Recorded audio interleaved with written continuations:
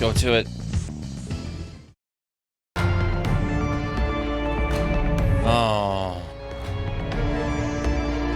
Turn this down some. Too loud in my ears.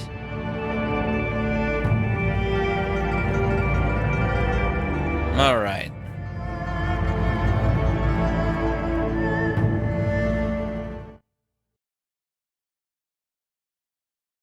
Okay.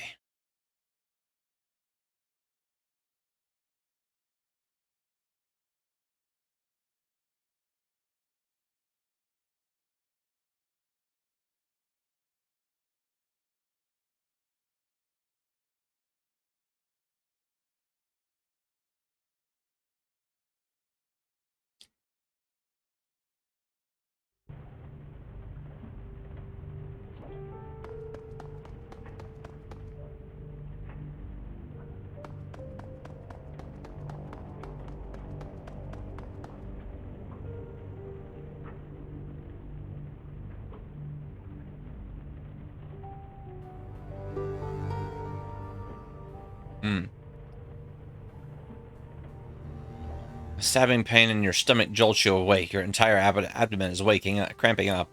You roll in your cot, willing the shooting pains that radiate from your stomach to go away.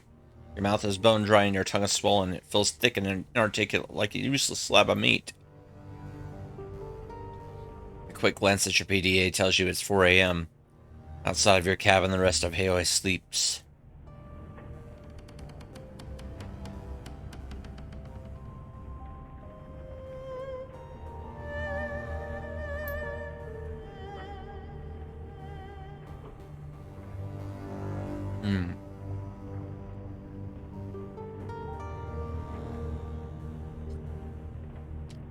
All that you remember from the dream that you awoke from, is a horrible, unfulfilled yearning and a need to get where you were going first. Others were behind you. You could feel the heat of their breath on your neck. If you ever beat them to your destination, you could slam the door in their faces, keep them out and away from what was yours. But if they overtook you, you would feel that terrible longing forever. And as you grasp at your last fleeting moments of the dream, a wave of exhaustion washes over you. It feels like you've been drugged. You collapse back into your cot into a black, dreamless sleep. You open your eyes again, the sun filters in under your door. It's morning.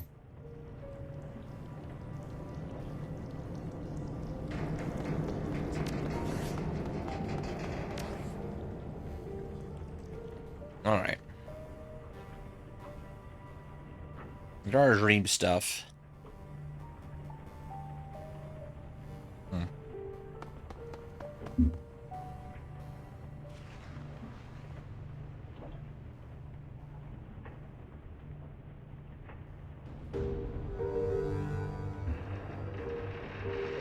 Good to see you. Now leave me alone. I got stuff to think about. Let's think about it. Kept me on the bench.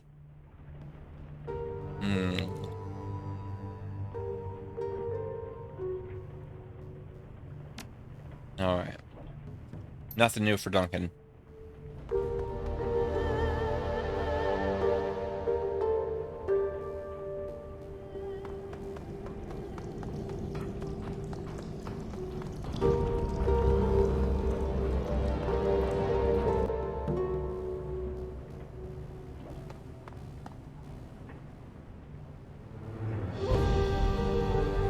My friend, you've done an admirable job. An admirable job indeed.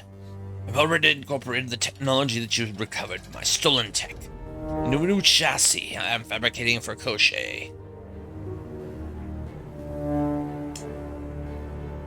You move quick. Yes, well, I've been waiting for this for a long time. Next time we take to the field, you can expect to find Koshei's combat effectiveness considerably improved. He has become truly deathless, just as his namesake was in the legend. When he takes damage, he will mend himself before your eyes. That sounds incredible. Can't wait to see it in action. Nor can I, my friend. Nor can I. Here in Raptor's shop is ripe with the stench of old metalworking fluid. He turns to face you, a burning cigarette clenched between his teeth. Sorry about the smell. It's a long past time to purge the coolant sump. If I had access to proper equipment, this would not be a problem. I could clean the fluid and reuse it, but alas, halogen treatment chambers are rather hard to come by, even in a place like Haoi. Anyway, my friend, you didn't come here to discuss the ins and outs of shop maintenance, I'm sure. So what brings you here? Any thoughts about the last run? It was a wonderful outing. Excellent. I have all my research back. My prototypes returned, all thanks to you.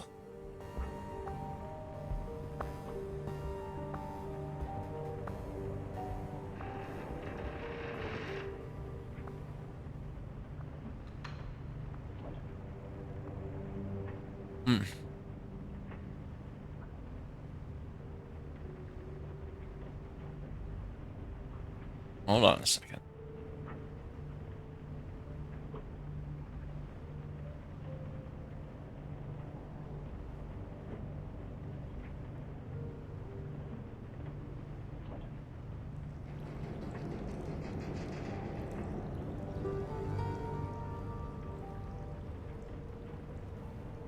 Oh, I suppose I could complain of Taylor and Hardingham's absence. I would have greatly enjoyed commanding Koshie to feed them their own entrails, but this is a small matter. I have my research, and I will catch up with them soon enough. Your choice to give away the laser prototype we discovered confuses me, though. Why did you bother? We didn't allow the team anything. We were there first, and we were the ones who found the device. But it doesn't matter. A small thing, my friend. A trifle. The laser is nothing compared to my research. I'm in your debt. Now, what else would you have of me? Been thinking about what we talked about last time. Mind if I ask you a few questions? Be my guest. I have no secrets to keep.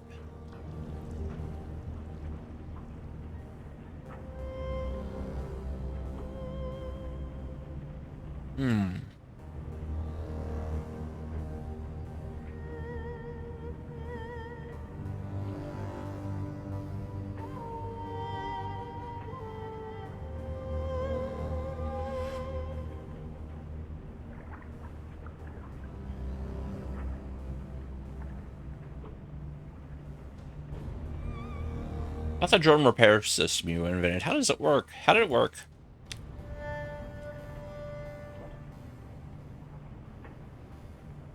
There were three distinct elements to my approach. When these elements were all working in concert, prototypes that utilized the process displayed remarkable self-repair capabilities. This may be a lengthy conversation. I can skim over it if you please, or I can break it down for you, if you're genuinely interested. Give me the long version. I want to know how this process of yours works. Very well, the long version it is. The first element of my process was an outer skin that the drone could be wrapped in, a refinement of older biometric self-healing materials. Modeled to emulate the self-repair capabilities of living beings. Imagine a polymer composite interlaced with microtubules. Capillaries, if you will. These vessels are capable of delivering bonding agents to the site of the wound as it occurs, thus healing it. They're smart materials that operate on a similar principle. They've been around for decades, haven't they? Yes, though they remained uncommon until recently. As I said, my material was a refinement on those early designs. It was also the first part of a system. The synergy between the three was what made the project work. The second element involved the underlying structure of the drone's architecture. Servos, gears, circuits, etc. Utilizing self-assembling materials and redundant systems. I created a system by which damaged components could be fabricated and replaced by the drone itself, without any need for human interference. Alright, so you have self-healing skin and a self-replacing underlying structure. What was the third part?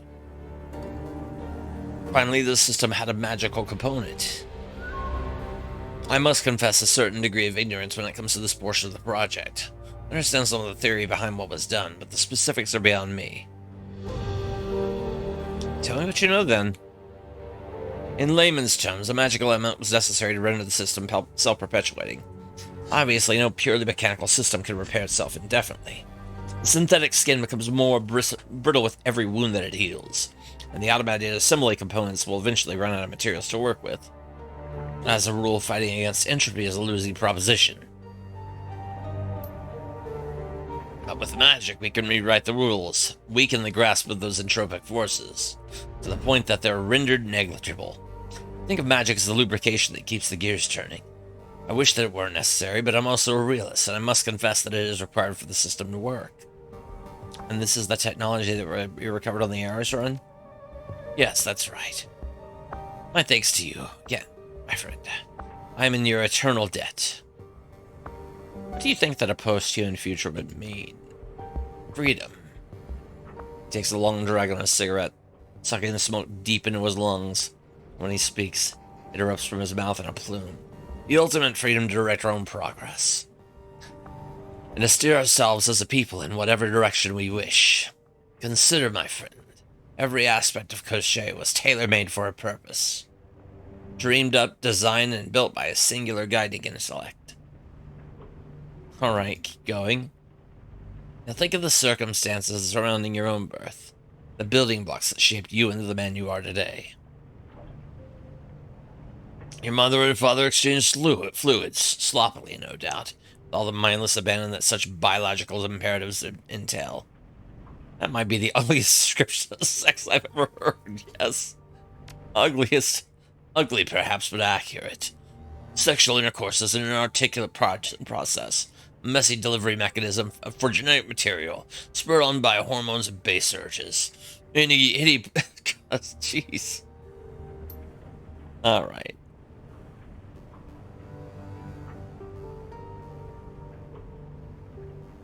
I digress. The point I was making was the forces that shape you and me. Anyone else you could mention? Also, my mindless one's blind, manipulative biological drives that led to a spermid to collide. And a roll of the dice, some dash of Mendelian genetics, and here you are.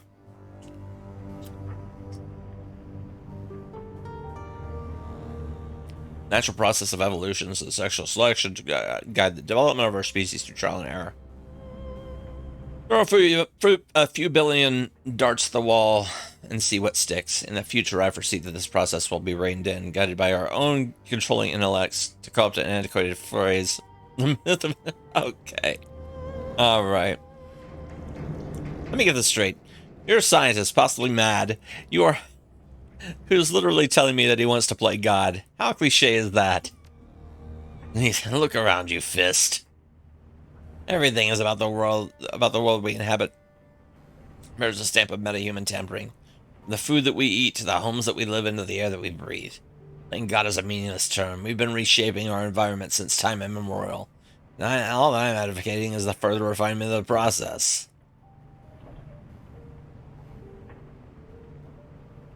Okay.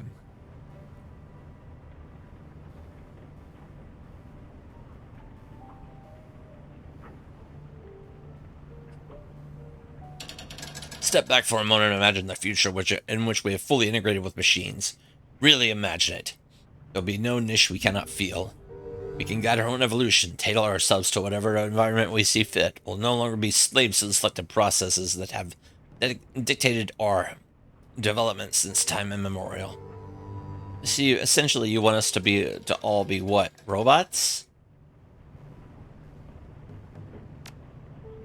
No, I suspect that there must always be some biological component to metahuman life.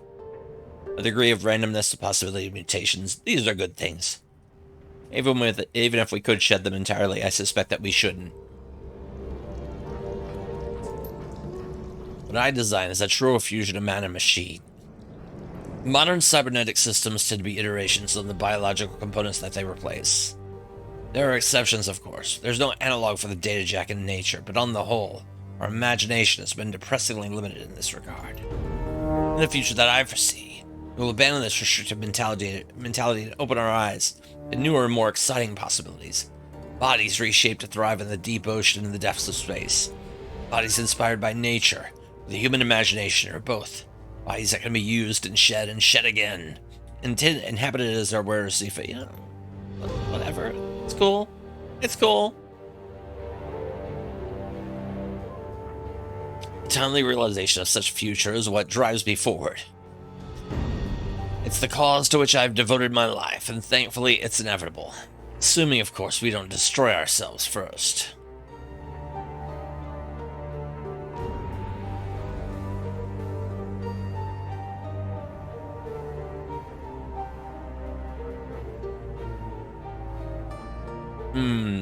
Well...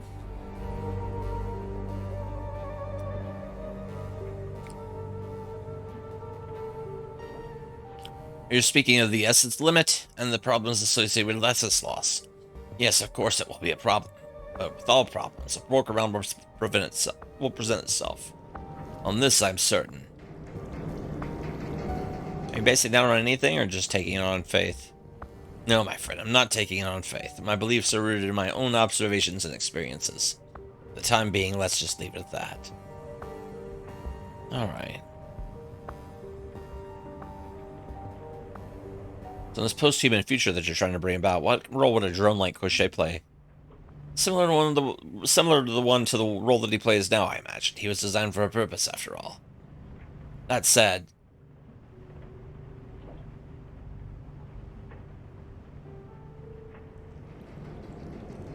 I can see the techniques that went into his design and fabrication having much broader ranging applications. I have to go. Maybe continue this another time? Certainly. Goodbye, my friend. We'll talk later.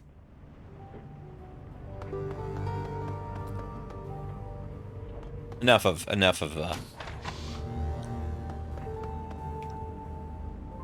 mad scientist. Who I like, but at the same time.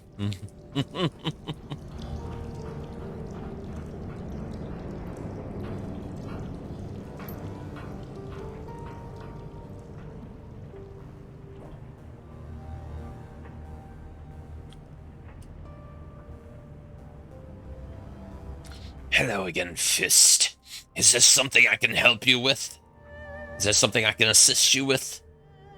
Checking your email? Reading a book, actually. Pins pressed up from the reader, each syllable or character scrolling from cell to cell on the surface. It takes some practice, but once you get the knack down, it's simple. I suppose I could have the book read to me, but I prefer reading it this way. Now, what is it you need to discuss?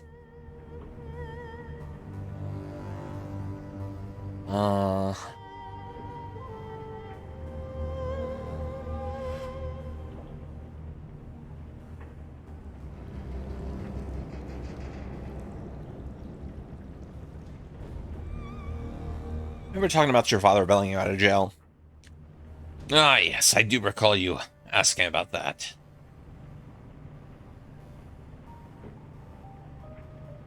Something the matter? No, everything is fine. I'll tell you what you wish to know. I simply have not spoken to my family in a while. Bad memories? No, quite good ones, actually. I haven't seen Yasujiro in many years, but that's my fault. We may not have seen eye to eye when I was young, but we came to an understanding. Eventually. Yasujiro gave me an ultimatum after my run-in with Shiwase security. He told me that I had cut a... he told me that he'd cut a backroom deal with a rival at Shiwase to keep me out of prison. Charges would be suspended if I finished high school and studied at Kyoto University, with the intent of joining Renraku. If not, Shiwase would take me into custody and I would spend time in prison. What did that cost him?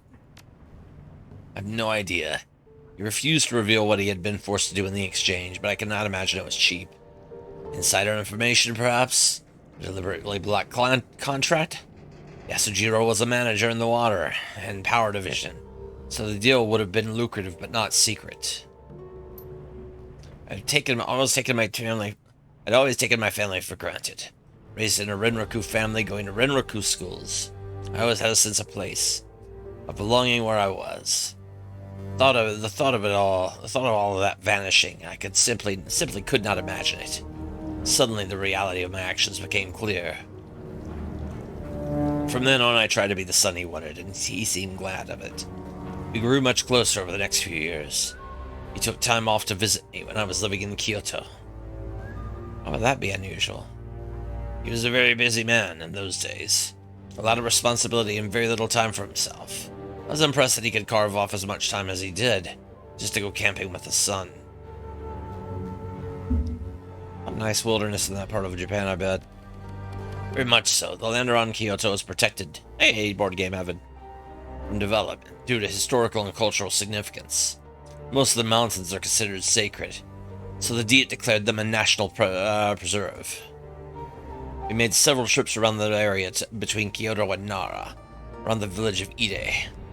We camped in the mountains above it. We would hunt wild deer and boar there, using my family's antique arquebus.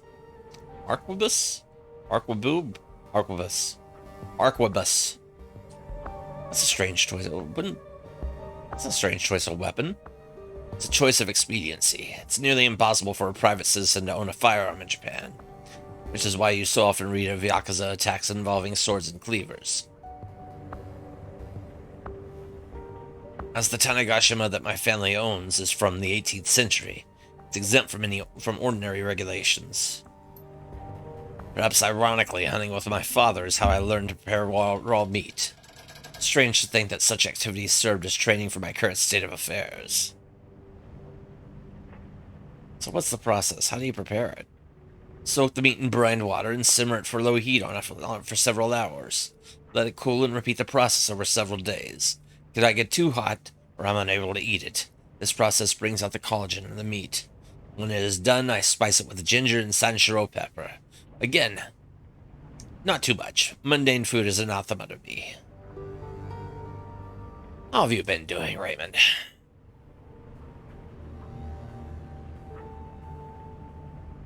Hope things have been going well. Oh my god.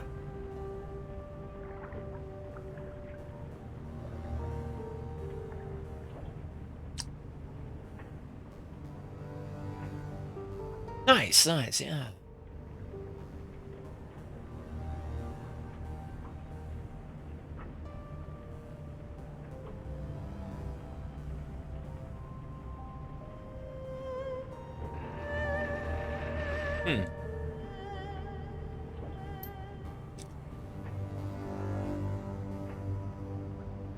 Oh. Those were good days. I'm sorry I cannot go back to those times. When one joins the Red Samurai, one must give up all attachments to one's previous life. The company, the code, and the unit become the entirety of the company, the code, and the unit become the entirety of your world. Even your family ties have to be cut? Especially those. Anything that could distract you from a mission must be purged. Commitment to the unit and the company must be total.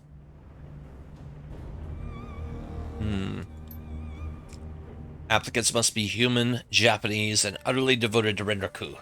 Your unit becomes your family. Your commander is your father and mother. Your teammates your siblings. Red Samurai are not allowed to reveal our identities or position to anyone outside the Special Operations Group. Even if we wanted friends outside the unit, we could not have them. Wow. So how did you end up joining the Renraku military? Fair question, given my youthful indiscretions. Are you familiar with the... let's see here. With the Kempeitai? Aren't they the Japanese political police? Yes, much like the commissars of the Soviet Union. They're responsible for enforcing political and social orthodoxy. Not only concerned with the army, but the Kempeitai also enforce certain laws with regards to the general populace. It's my understanding that they're a Gestapo. That is not entirely accurate, but more correct than not. It's an organization with little oversight, broad powers, and simple recruitment methods. As such, power tends to get the better of most members. When I enrolled in Kyoto University, I studied global security and political science. It is the major generally used as a gateway to private security postings, with both government and corporate militaries. I knew I wanted to fight. I was a young man, my blood was always up. One of the requirements was that the students join the Youth Brigade Kempeitai. Youth Brigade is a bit like the ROTC in North America, the Young Falcons in the Sioux Nation, or the District Officer Program in the Republic of Korea. Members learn to be officers without actually joining an army. They perform community service and promote civic pride. Performance and prestige in the Kempeitai used to dictate later job opportunities. A bit like a good internship.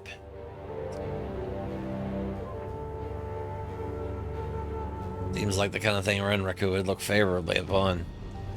When I was in school, the mega corporations looked favorably on the Youth Brigade service.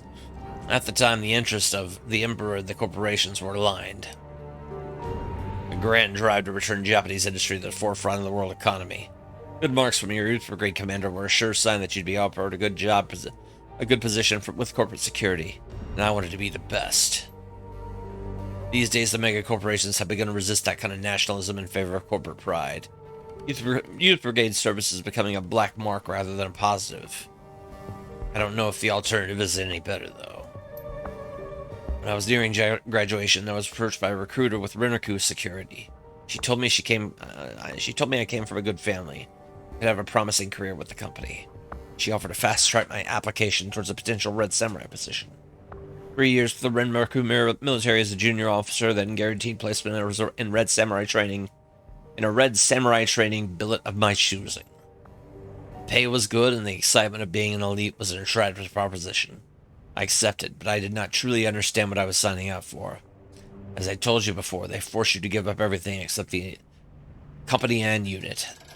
That was made clear to me, but I did not truly understand it. So what happened? Exactly what you would expect happened. I signed the contract and became a soldier for Renraku's army. I was physically fit, at the top of my class, and it seemed inevitable that I would see my desires fulfilled. Obviously, I succeeded. The training was extremely difficult, both mentally and physically. I knew that I'd be isolated from my old life, but I did not anticipate the full extent of that isolation. All Red Samurai recruits report to a facility called the Forge in Chiba.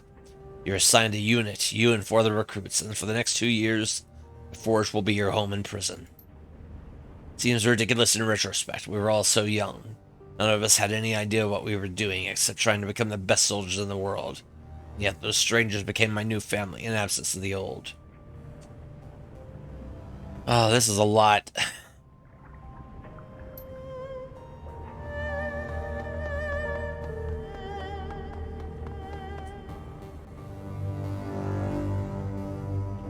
We'll get to more of that later.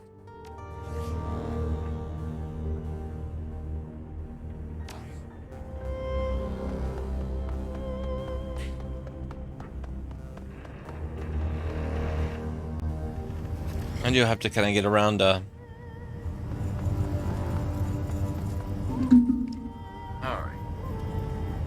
That's a new phrase spell.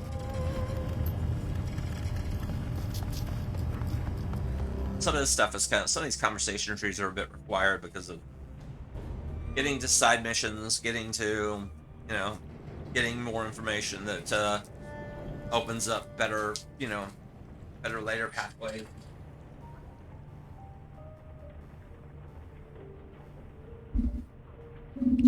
Got it.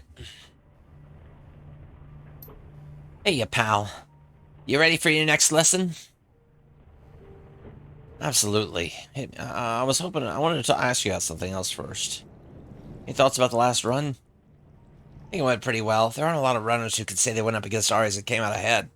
Sure, maybe the job could have gone a little smoother. How are we supposed to account for other runner teams showing up? Adaptability, Seattle, that's what makes a good runner. Always go with your instincts. I think I made the right call giving those guys lasers. I mean, sure, who doesn't like laser? But another gun, would another gun really make much of a difference for us? The whole team sounded like the kind of people who won't forget a debt. Sometimes that's the difference between living and dying. Who you can call in a pinch. Alright, let's go for it. Right, good. This one is about people like Auntie Ching and why we need them. There won't be a Q&A session after this story. But I want you to listen up, because it's important. All ears. Alright, so here's the upfront lesson. Fixers are important. You can't just go to a Johnson yourself and get a job. I mean, you can, but you couldn't. It's a bad idea all around. Okay, go on. The reason why it's a bad idea to cut people like Auntie Ching out is because you need someone to vet your clients. That's important. It protects the whole team. You remember about the lesson from last time? The one about Sweet and the shiny object? How could I forget? Well, after the run was over. Yeah. This entire trilogy is really great. Just a lot of world building and lore detail, and also really fun like tactical combat as well.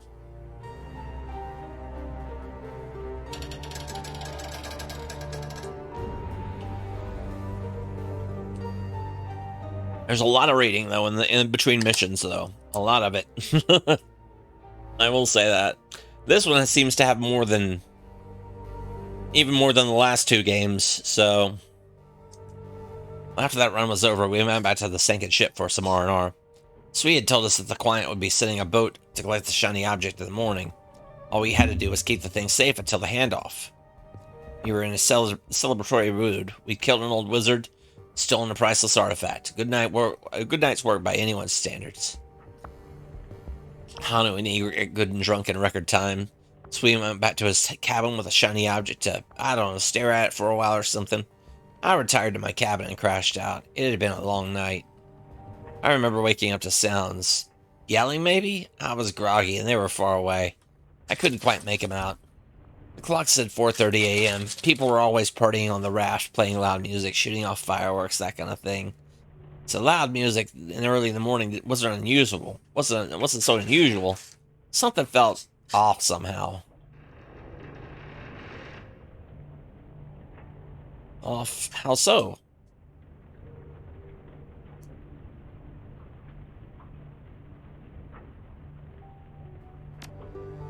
Hard to describe. A queasy feeling in the pit of my stomach, an elevated heartbeat. Rapid, shallow breaths. It was a lot like a panic attack, really. Not the kind of thing you can sleep through. Yeah, I know that. So I got up to investigate. If something was wrong, I wanted to know, and it wasn't. If it wasn't, I figured I might as well get in on the party. I stepped out into the hallway and my foot slipped. I came down hard, landed on my ass, and found myself sitting in a pool of blood. That's not good. No, it was pretty bad. Something had gone, so it was pretty obvious by this point that something had gone horribly wrong. My first instinct was that the shiny object might have, I don't know, unleashed something. After I saw what it did, after what I saw it do in that warehouse, I wouldn't have been surprised.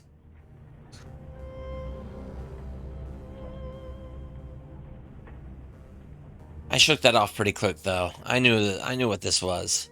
Our client was paying us. He hired us to steal the thing, and rather than paying us for the job, sort of a pagoda. He'd send in another team to take it away.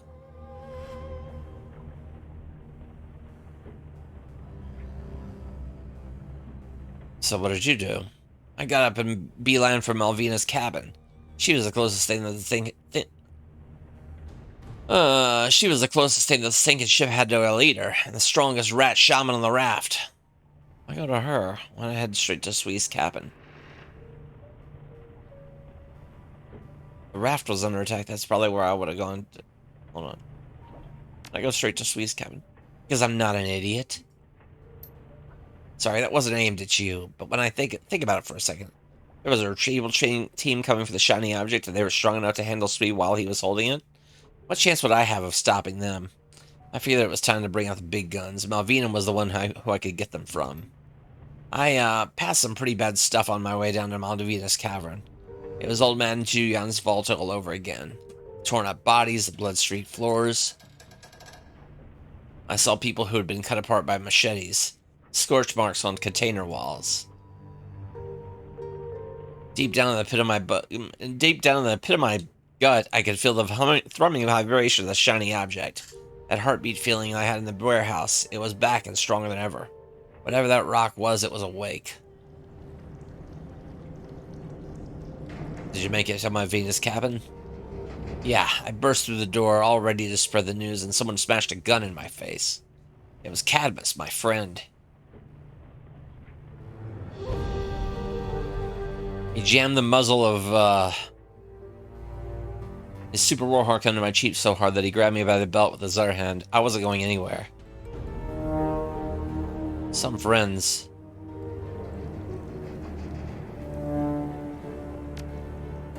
Yeah, well, they were under a lot of stress at the time, and I just crashed through their door like a charging rhinoceros.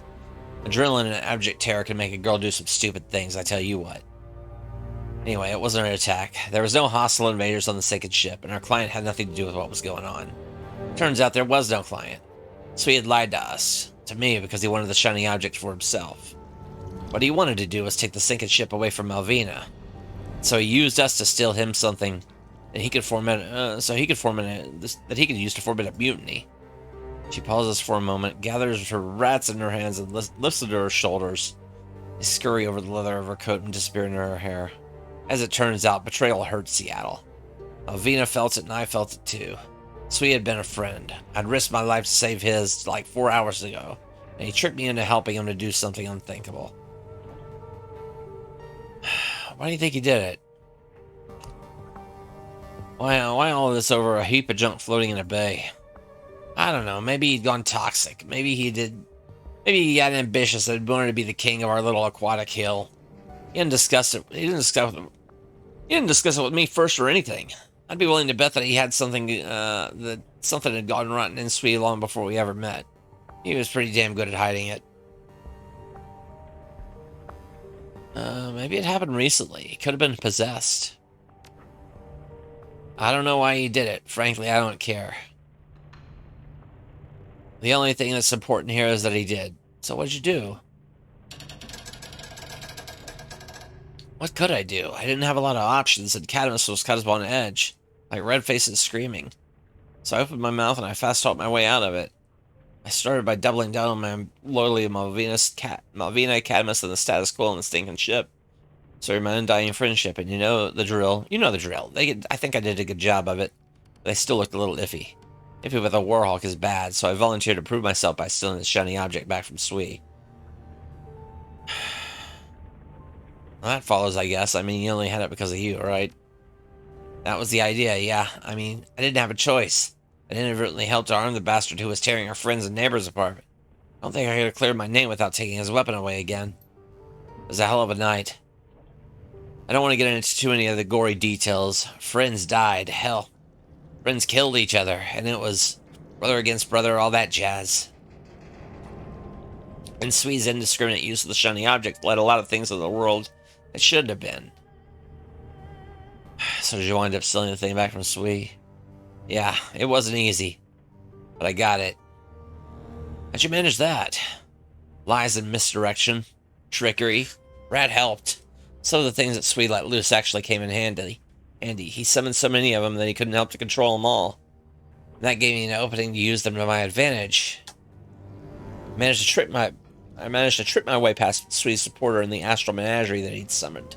It wasn't easy, but I did it. Then I stole the shiny object, and all was right with World. And yeah, I'm intentionally glossing over the details. I had to do some things I'm not proud of, and people died because of it. But I got the thing back, and I got the damn thing, and I got it back to Malvina. What happened then? Long story short, Malvina put the shiny object to better use than Sui ever did. She took the thing like she'd grown up using it. We still lost dozens of people, but Sui's side lost more.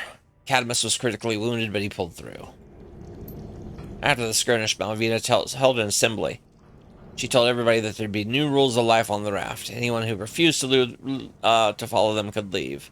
And if you broke them, you were done. Rules of the sea and all of that. After the pronouncement, she turned on the surviving mutineers. Hanu was one of them. He'd been on Sui's plane the whole time. She didn't kill him, but she did exile him from the sinking ship. And for people in our economic bracket, that was as good as a one-way trip to the walled city. I'm willing to bet they're all dead by now. In the wake of Malvina's ultimatum, 5 survivors left the sinking ship. I was one of them. Why'd you leave? I had to go. We may have washed all the blood off the decks, but the energy of the sinking ship had changed. It wasn't the carefree haven that I loved anymore. And as sensible as Malvina's rules were, I wasn't up to living under them. We parted on good but sad terms, and as you would expect, we drifted apart over the years. It's a funny thing. I hadn't thought of Malvina or the sinking ship in years. Not until I decided to teach you your previous lesson, and it all came flooding back in. Pause it. That's it. Story. That's the story. It's finished. But I want to circle back on the lesson I gave you up front, because it's important. We need Auntie Chain to bring us work. That's obvious. But we also need her to keep us honest.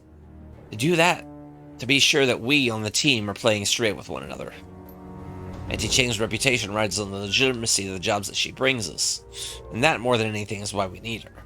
If we didn't have Auntie Chang or someone like her, we'd eventually tear ourselves apart. It happened on the sinking ship. It could happen again in Hawaii. So anyway, that's the lesson. You got follow-up questions, go ahead and ask them. What about Vina do with the shiny object? Well, first she used it to get rid of those things that Sweet had let loose. Then she put it away for safekeeping. Probably still there on the sinking ship, ensconced in some shrine or another. Held under lock and key. Maybe she's keeping it safe. I'd have preferred if she just ditched the thing, but in the end it was my choice to make. From what I heard, she's still in power over there, so I guess that worked out okay. And Sweet, what happened to him? That walking colostomy bag was already dead, eaten by his own monsters after I took the shiny object away. Turns out he wasn't much good at controlling them without it. He didn't even live long enough to watch his mutiny fail. Thanks, Gobbet. Sure, and Seattle, thanks for listening. These lessons are for your benefits, but I think they'll help me too. And it's nice to be taken seriously every now and again. Who says I take you seriously? I never caught to that. No problem, Gobbet. I look forward to the next one. Yeah, me too. I gotta move on. I got Gobbet things to do.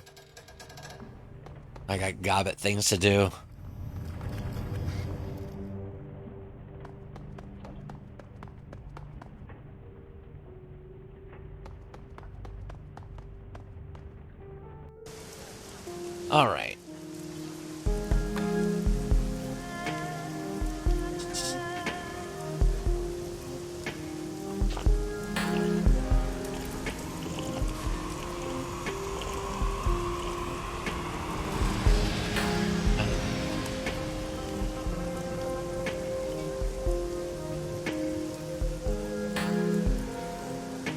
Okay.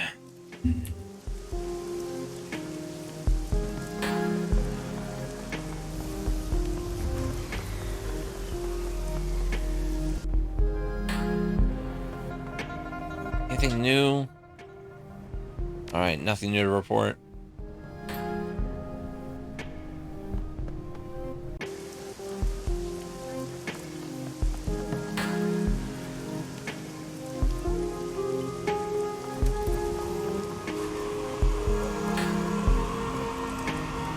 We're about to do our first, well, our third, I guess, personal mission. Alright. Perhaps not there. Okay, so they're... Damn it, Shu. When you start a move, you commit to it. I swear, you're doing this thing on purpose. Friends, we have a visitor. Two players look up. Jin sighs and holds his face in one hand. Thunder something beneath his breath. Shu's eyes fix on you. He stares unspeaking. His generous smiles and playfulness from before are absence. Sorry to interrupt. I was just wondering if you're still having all still having the dreams. This again. Don't you have anything better to do? Yes, we're all having the same dreams. We're still all having the dreams. However, it's gotten a hell of a lot worse. Look, let's not go into detail. Anything would be great. Alright, but afterward you have to let us finish our game. Sure. Our dreams have become unpleasant, so to say. Darker, violent. Not all that healthy, if you ask me, especially for men of our age. We come out of them in a daze sometime. Feels like we've been punched in the senses. And the imagery. Well, I said no details, but so no details. That about sum it up, Shu? Master Lau? I've nothing more to add. Shu? No, nothing. You seem upset. Is something wrong? Shu continues to stare at you, his face pale. He opens his mouth, closes it. He seems to be struggling to find words. What's wrong with you, Shu? You better not be having a stroke. We're in the middle of the game. Shu heard Jin. He doesn't show it. He looks at you and his eyes widen. You need to go faster. His voice is urgent, pleading. The shadows that follow you are getting closer. Excuse us, Fist. Our friend is tired. Lau clasps a hand on Shu's shoulder, who doesn't see to notice. These dreams have taken a toll on all of us. Please, come back some other time. Sorry, I didn't mean to upset anyone. Enjoy your game. Oh. Well. Oh.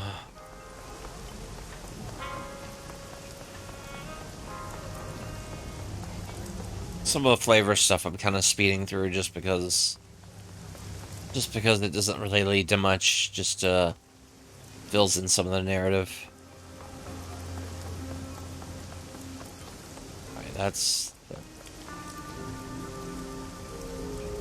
which is good sometimes, but feels like it's, you know, basically them saying the same thing over and over again.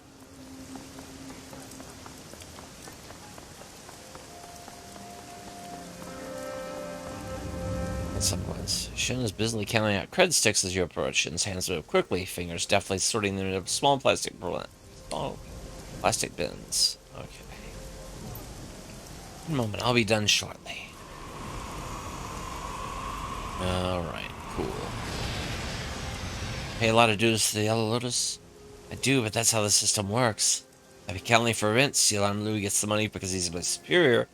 Lucky Ping receives a finder's fee for the goods she sends my way. And Grandfather will look to me in. He gets paid because he's family. I owe him for getting me off the streets. You join the organization, you have to pay the dues. It's the same as anywhere else. That beats the hell out of being homeless in Kowloon. You don't mind paying? Not really. Grandfather Woe saved my life by taking me in, you know. Life expectancy for homeless kids in Aberdeen isn't very good. Because of him, I have skills and friends who pay to make use of them. It's a good life, all things considered. I'm just a blue lantern, a foot soldier. I answer to White Ming, who I studied with on Wudang Mountain. He's the 49er, the made man who runs our crew. I don't pay him because he takes his own cut of what we make. Show me what you have for sale.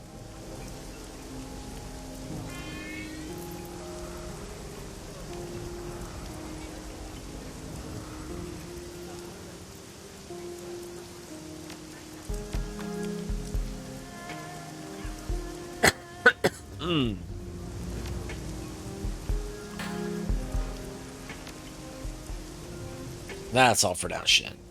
Alright.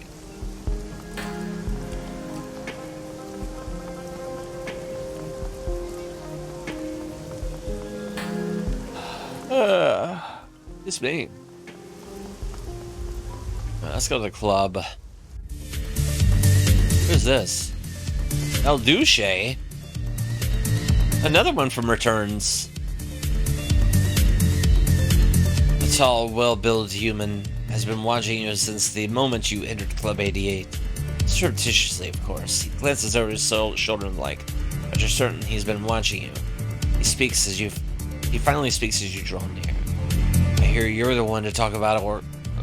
I hear you're the one to talk to about work in the shadows. Maybe, maybe not. What's it to you? He shrugs and folds his arm across his chest. Looking for work here in Hong Kong, but I don't have my own team. I asked around who the players are in Haoi. They said talk to you. I'll be El Duce. I'm a street samurai, good with shotguns, close combat. Got a bit of medical know-how on top of that. My rates are reasonable, unless it's run against Shiawase. In that case, it's completely free. I wouldn't forgive it for your bench against Shiawase. The sons of bitches killed my wife and stole my son. Anything to screw them over, I don't need to get paid for. Why take your son? Profit in biology. He's got the genes for a typo immune system.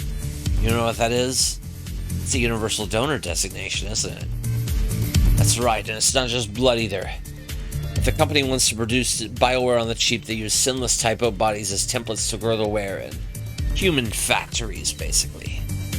Sick stuff, but it's not like we can complain to anybody. Officially, we don't even exist. Let's talk about something else, okay? You live here in Haoi? No, Chungking Mansion's down the way. Near Hung Hom.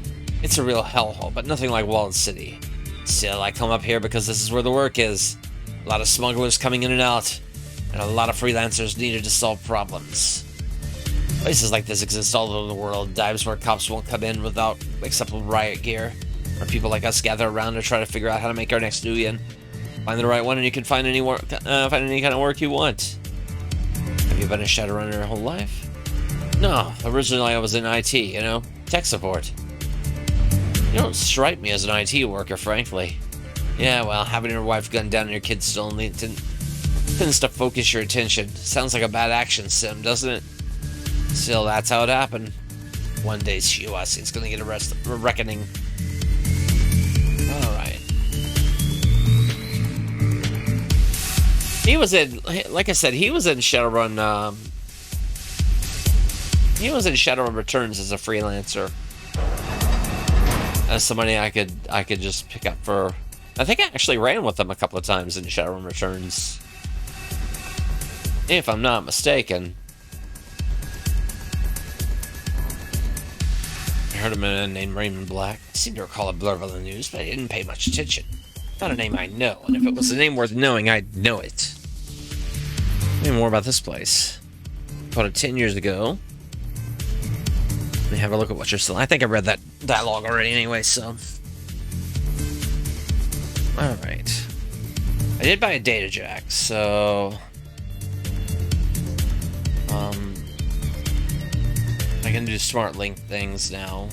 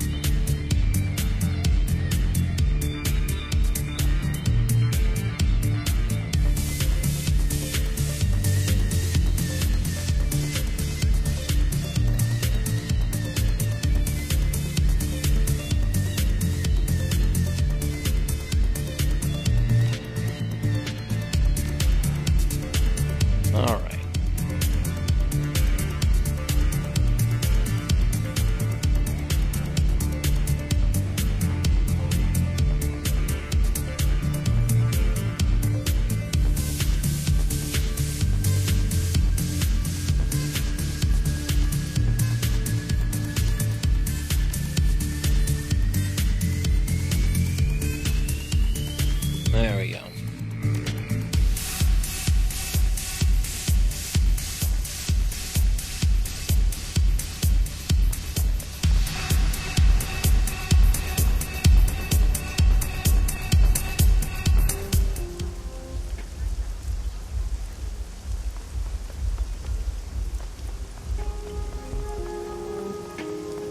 Oh.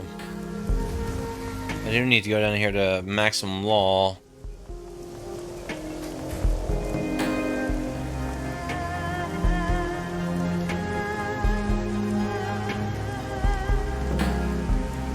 T0, I gotta go, man. This is the cat I was telling you about. Fist, what's going on? What you been up to? Wait, are you just telling someone about me? Don't worry, T0 is Wampoan. He's cool, so he's like refrigerant. So what can I hook you up with today? Some metadata for you. Red Dragon Association just got framed for industrial espionage in Ares, Asia. Damn, that's cold. How'd that go down? Let's just say they're getting the bill, but not the goods. Vicious. Buzzing network is that they're getting chewed up right now over in Yamsim Mung. I wonder if Ares is the chewer. Let's see what I got for you. I don't need programs. Have you got some Nuyen? I'll bill this as data expense. Poa recognizes the intrinsic value of information. Information is money. Boom! It's a pleasure handling meta with you, Fist. Little meta is like a fresh memory defragment. It makes my whole day better. See, you gotta go? Okay, watch your back and shoot straight and all. I got things to do too. Yeah, okay.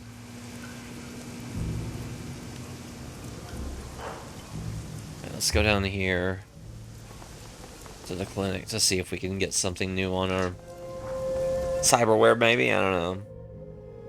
Did I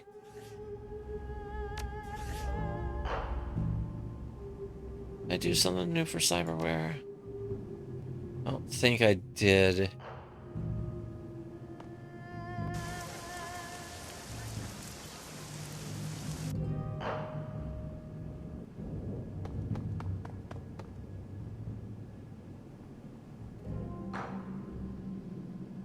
You following the IGN story? A Kensai fighter wing from the Masamune did an honorary flyby of the executive council meeting today. They're rattling the saber hard. Everyone's being courteous as hell, but nobody's blinking. Came here as a runner, now you're a busted up doc. What happened? Hey, I'm not busted up, you insensitive jerk. I'm economy size. Seriously, though, that's some heavy shit. It'll take a while to tell. Do you really want to know? I do. Well, you're doing good, Fist. I feel okay telling you about this. A run went bad. Real bad. They used to call me Ripshot. I was on a 10-man crew. We were led by this ex-army troll named Icebreaker, a former combat engineer, a brutal guy. We did some shadow running. Armed robbery, office invasion, underworld hits, anti-branding. Just about anything, as long as we could make money and hide our tracks. Anti-branding, that's usually a euphemism for attacking someone's image with false flag terrorism. Yeah, it is. Look, I was a real asshole in those days. I'm not proud of the jobs we did. A lot of our work was high profile.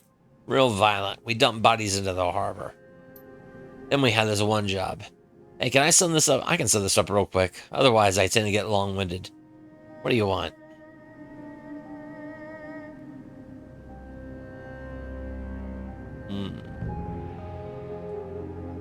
Sum it up. We got an ambush while raiding a research lab. Everybody got wiped out, being Karen, our infiltration specialist. I got seriously messed up.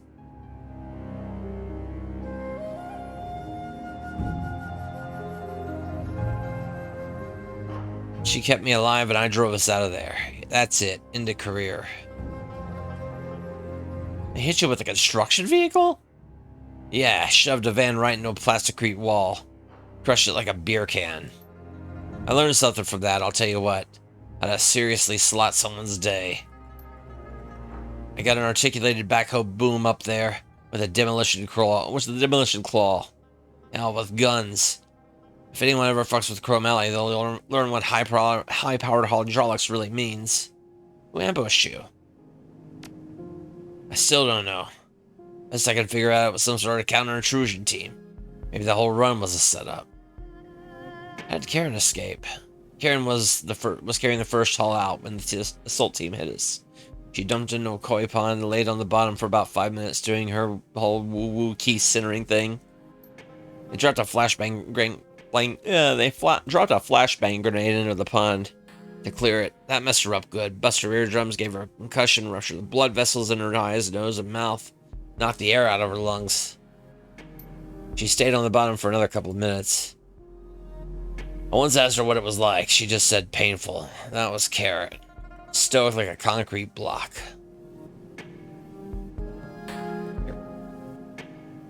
How did you just survive so much trauma? Cowardice and job security. I was already real scared of getting hurt. I clutched up my tactical computer with some healware in my headwear radio. As soon as my vitals went screwy, my trauma protocols kicked in, and then my radio started broadcasting my heartbeat. But Karen couldn't drive. She homed in on my beacon and cut me out of the wreck with her demo saw. Then she shot me up with enough adrenaline, PMO4, and morphine to reanimate a corpse. Welcome thee to the quest of the Avatar. Thou shalt guide our people into the new age. Thank you for the follow. Hope you're doing well. And she put 3 trauma patches on me in a row. Oh my gosh. Yeah, thank you. And also, King of APOC, thank you for the stream last night, by the way. Yeah, hello. Good place to raid. That was a good place to raid into afterwards. Yeah, let me give you a shout out as well.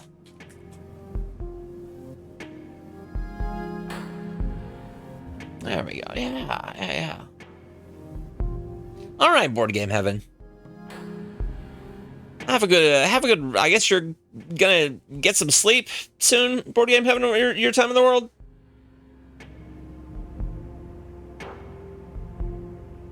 Thank you again. Yeah.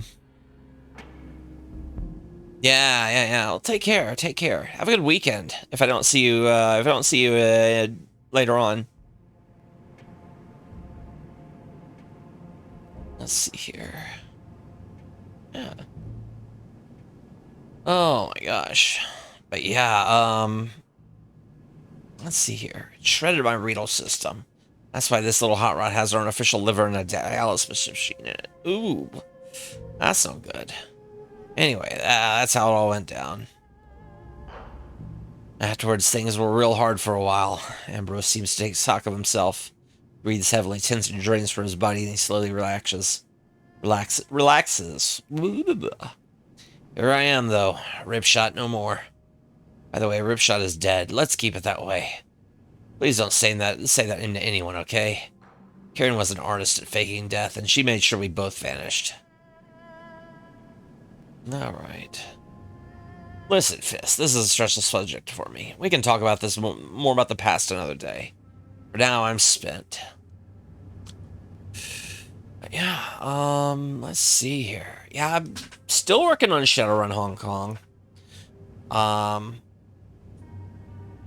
There's probably going to be at least another week or two of this. At least Fridays and Saturdays. Maybe some Thursdays, who knows. Next week I'm going to be starting on Sea of Stars.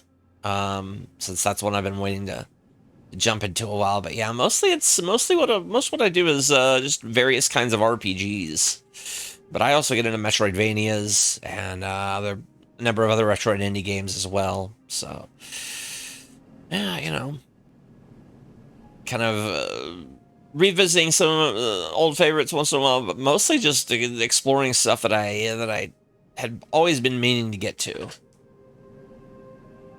Yeah. Let's see. The IJN, the Masamune. What are you talking about? The Imperial Japanese Navy. They part of carrier Masamune. They part of the carrier Masamune's battle group in Hong Kong for a visit. They're trying to intimidate the city. Nobody's having it. Even the Japan Corps. It looks like it's being driven by some sort of weird internal Japanese pissing match. The Imperial militarists want to cow Hong Kong and bring it under the umbrella.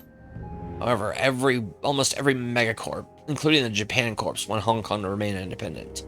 Chances are high. Do I have anything to worry about? Yeah, don't go into a bar full of drunk Japanese. Don't go into a bar full of drunk Japanese sailors with a free San Francisco T-shirt on. The whole IJN drama is going to go like it always does. The Japanese Navy will eventually realize no one is paying attention, and they're going to steam off in a huff and maybe blow a few smugglers out of the water. Happens all the time. All right, let's get down to business.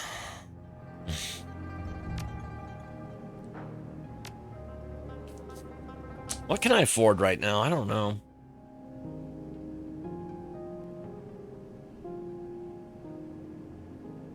I really want augmented vision.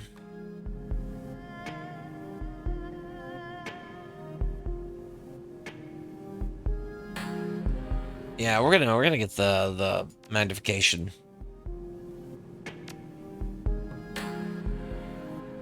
Confirm. It's not much of a hit. Besides, I'm not casting magic anytime soon with this character.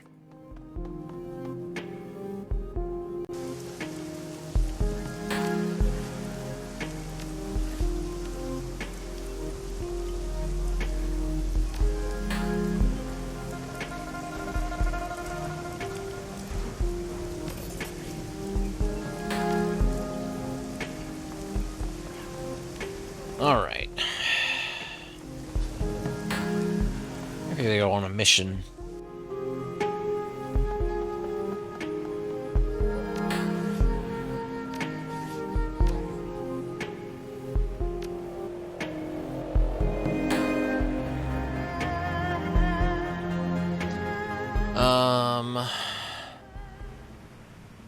That con. Be a safe escalator user. Hold the handrail and take care of children and the elderly. Okay.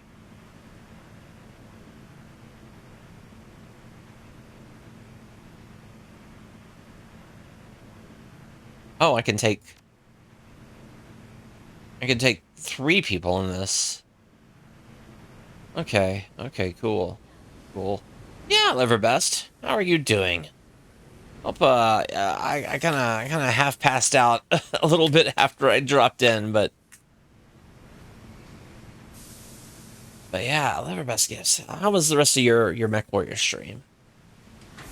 I think I kind of half passed out, and then when I woke up, I was watching Armored Core. So yeah, hope that went well though.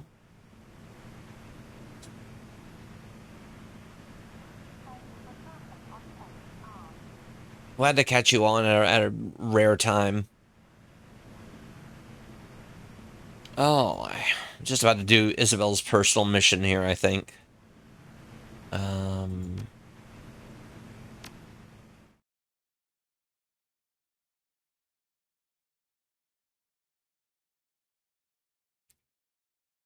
A chartered bus carries you from Kai Tak to a mid-range hotel in Swinwan. All around you, the happy chatter of your fellow passengers fills your ears.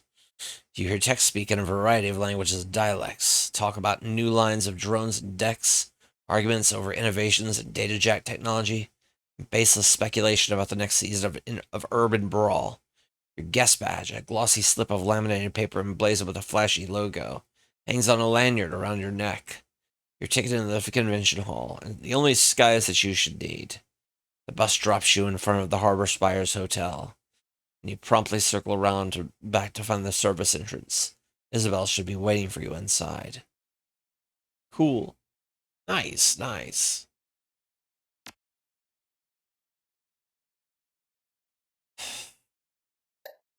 Okay, I can't use any of these spells, because I have no magicians on this. No mages or shaman on this trip, so no spells. The service entrance to Harbor Spires Hotel looks just like any other. Scuffed walls coated in chip paint, a floor of well-worn hardwood, time card reader hanging from the wall at a slight tilt.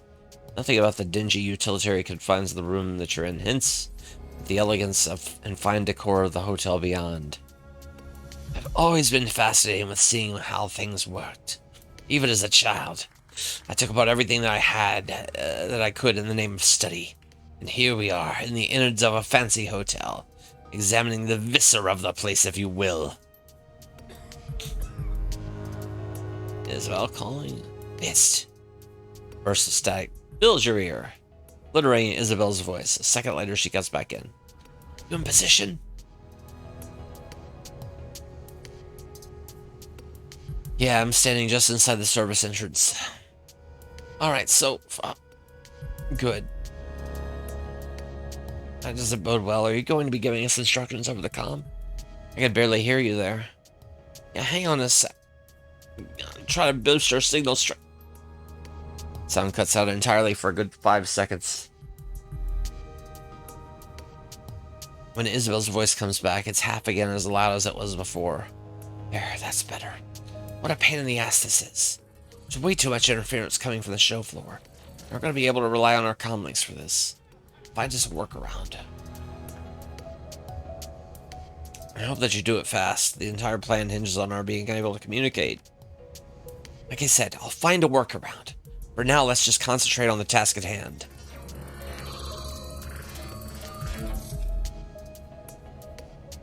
Catering staff should all be in the kitchen, hauling trays of, let's see here. Hauling trays of steamed clams and aperitifs out to the convention hall floor. I'm gonna need you to find a way to get me one of their uniforms.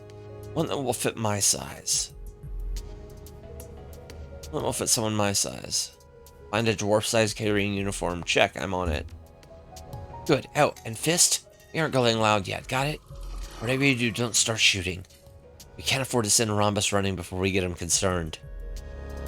Right. No shooting until we have Rhombus. Got it.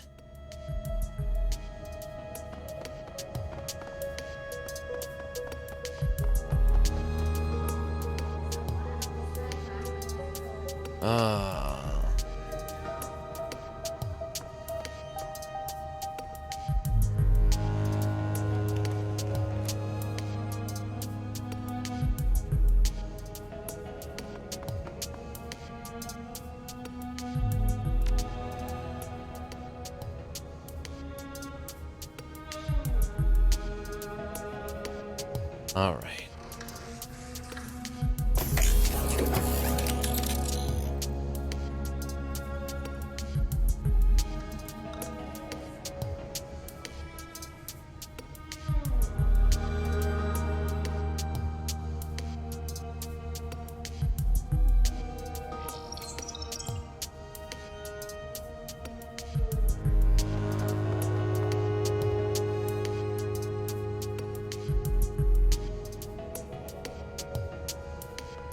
Come on now.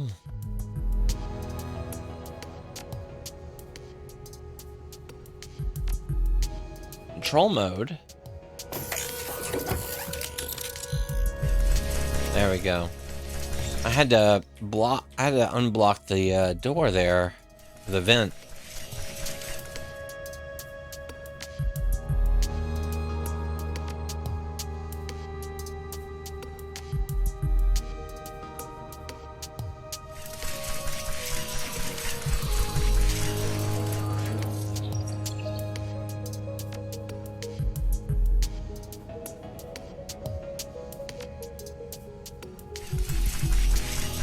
Hey, Gonzo Wookie, how's it going? Shadowrun's going well.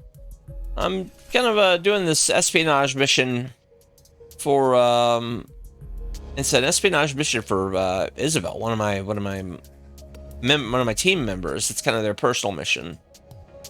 So we're kind of breaking into a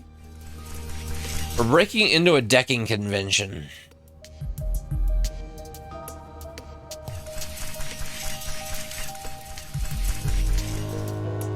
So looks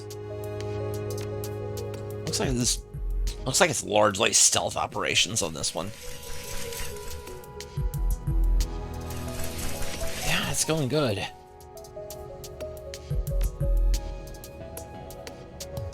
Let's see here. Just have to get this drone out of the vents here. There we are.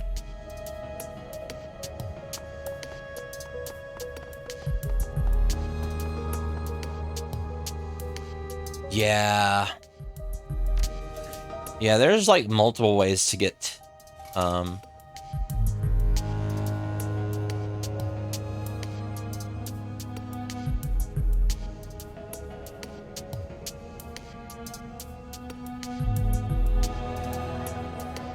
let's see here. Gonna get back and forth between let's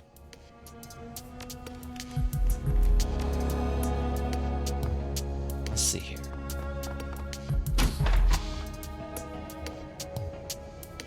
Oh yeah, there's man, it's kind of part of a whole trilogy actually. This is the third game that they. Let's see here.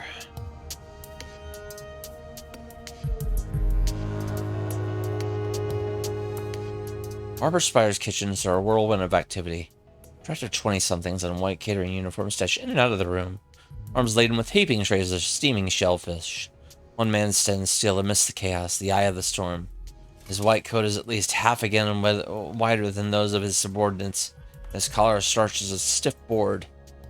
The floor manager notices you, his eyes narrow, and he sulks towards you, practically frothing at the mouth. You can't help but notice the embroidered corporate logo on his lapel, pastry magic and more fine catering. Pastry magic and more fine catering. The image is completed by a stylized rendering of what appears to be a frolicking kitten standing astride a pair of shooting stars. You, what are you doing in my kitchen? He glances at your chest, sees the visitor badge hanging from the lanyard that Isabel gave you dangling around your neck. Convention goers are not allowed to be on the show floor. I smelled clams. Are you steaming clams back here?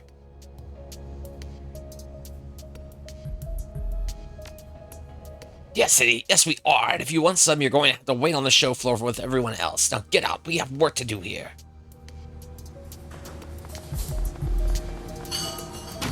Gladly. I will gladly leave. Thank you.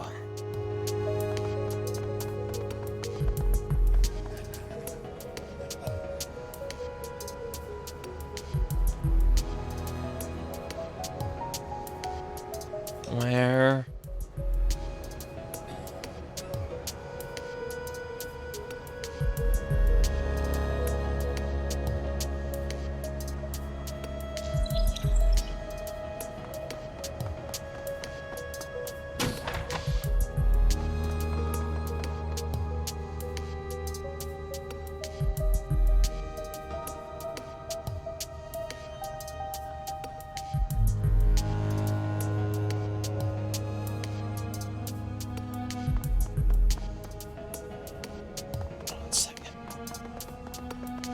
Miss somebody?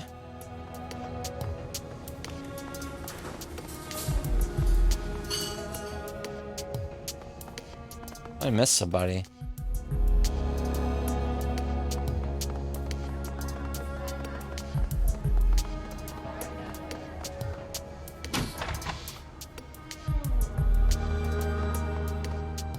You're in the women's restroom to find Isabel waiting impatiently for you. Her guest badge dangles from its lanyard as a canted angle, and a clump ropes from her hair look frazzled. At the sight of you, she steps forward.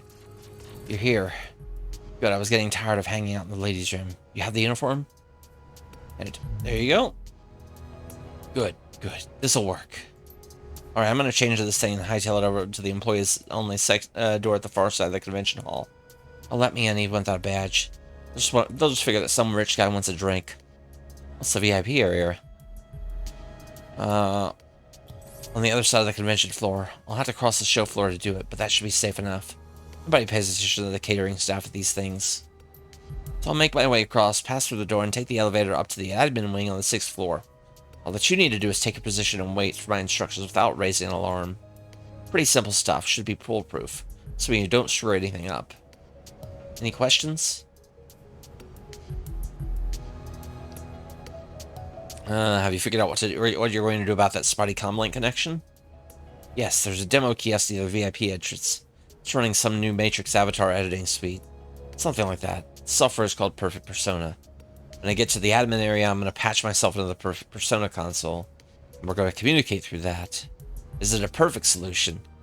But it beats having to deal with a drop connection. Just be sure to grab the kiosk when you're in position. Don't let anyone get to it.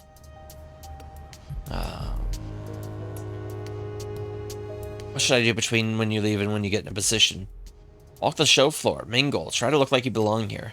Just try not to say or do anything that'll stand out in a bad way. You're supposed to be a hot new decker in town. Try to act the part. Alright, way by the VIP area. Alright, no more questions. You'll escort them through the VIP doors into a room that I have empty and waiting. And we'll all get the software from him together, beat them up, and stash them in our closet. Cool. I can do that. Yeah, we'll stuff a nerd in a locker. Sure.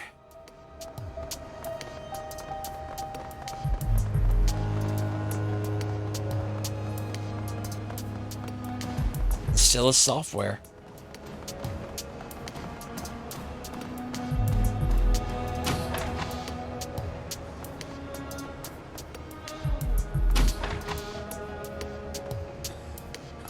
What is... Who is what? High-capacity memory... rack of high-capacity stick-to-memory devices. Patent pending.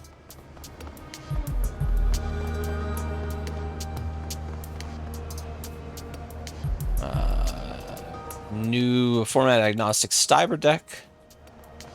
Cyber deck of,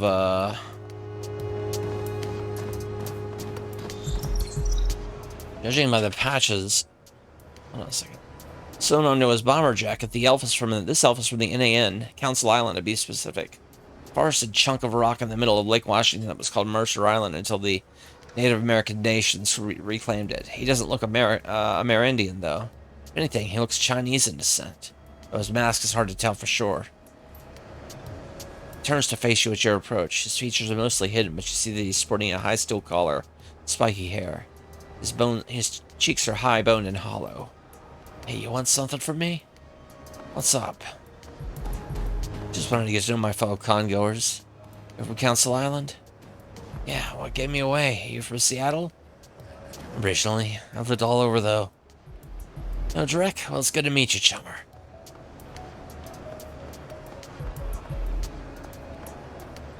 Good to meet you, too. Is there anything specific they're here to see? Yeah, I'm here to check out the 57 Fuji Cyberdecks. My 55 Cyber 7 is barely cutting it these days.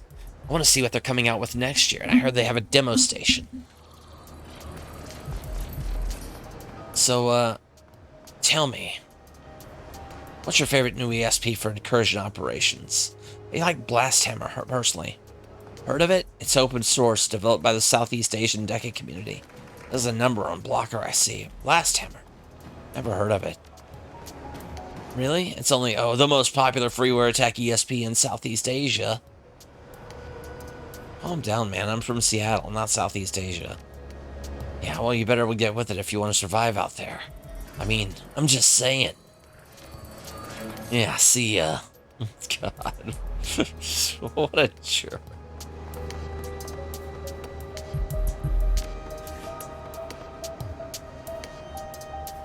Alright.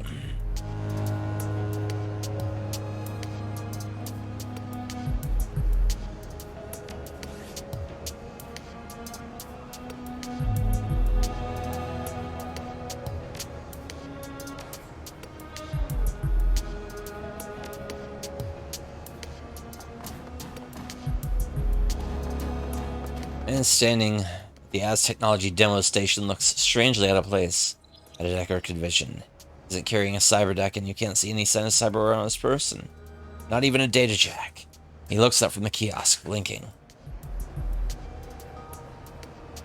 Did you want to use this? Am I on your way? He sounds preoccupied. He shifts his body, and his movements are unnaturally smooth and graceful. As he moves, you can see that the kiosk screen is flickering. Apparently, the demo software is glitched out. No, that's alright. It looks broken anyway.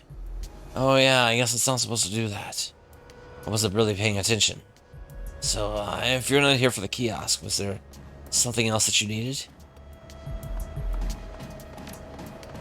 The name hanging from his lanyard is a cheap day pass, only good until the show floor closes tonight.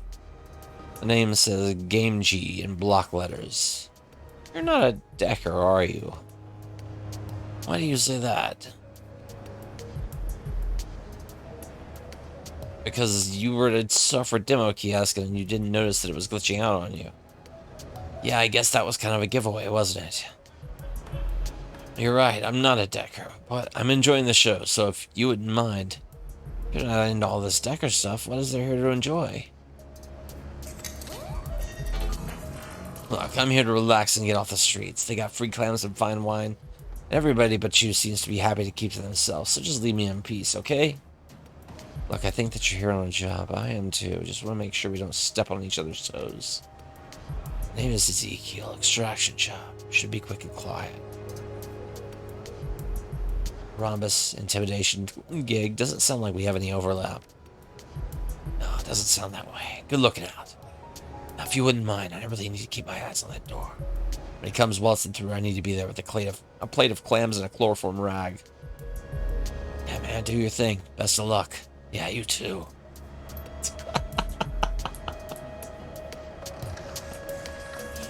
I like the little things like running into random other Shadowrunners. Like, this is the most...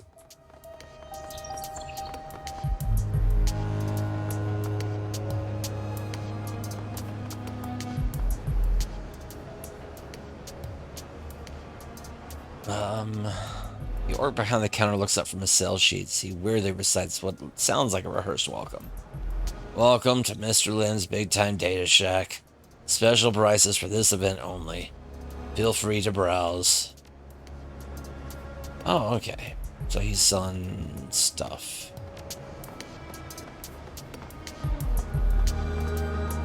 New Cyber 7 Slim.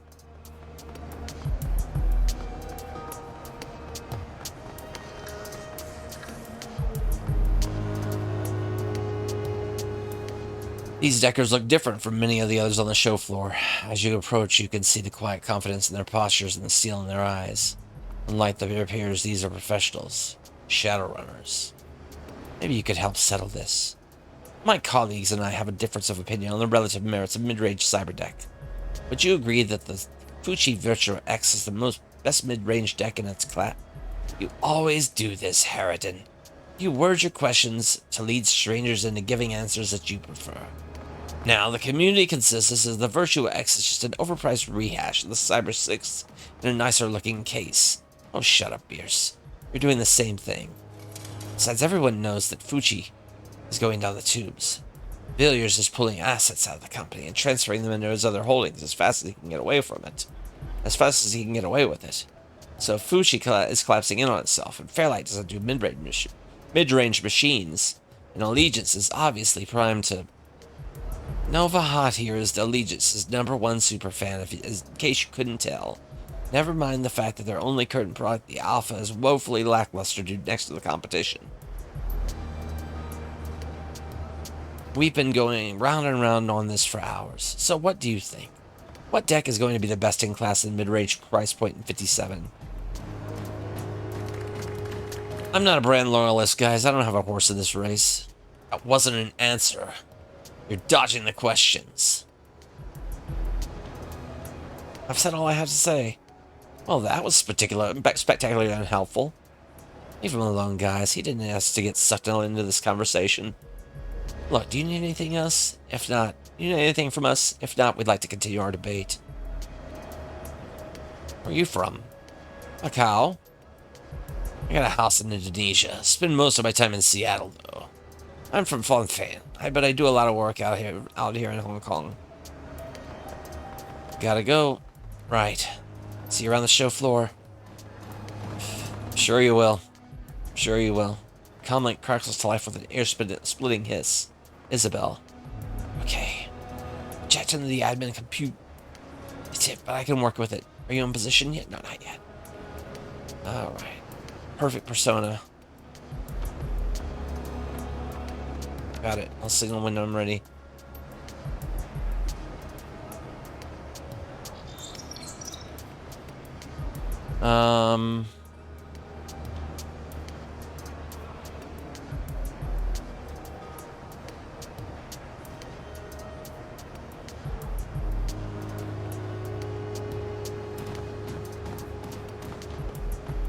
All right.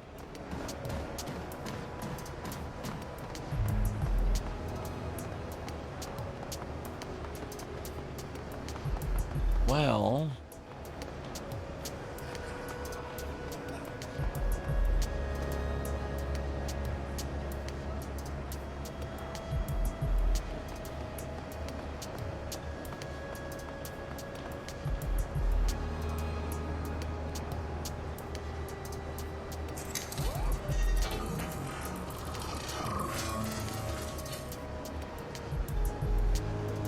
I've seen all that I need to see here. Let's get this over with. Shiawase sculpted. Where's Perfect Persona at?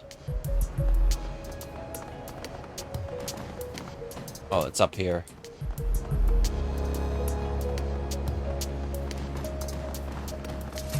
Firstly, I think the most perfect persona was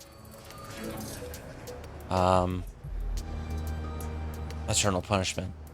That's just me. Perfect persona kiosk flickers to life at your approach. The debug menu pops onto the screen, along with the text prompt in all caps. Fist. Enter this following key code into the kiosk. Alright, enter the key code. Tap the key code out of the kiosk keyboard. A moment later, Series of 5, loud popping sounds rattles off in your comlink's earpiece. Isabel's voice fills your ear, crisper and cleaner than it was before. Testing, testing, 1, 2, 3. Can you hear me, Fists? Yeah, I can hear you. What was that?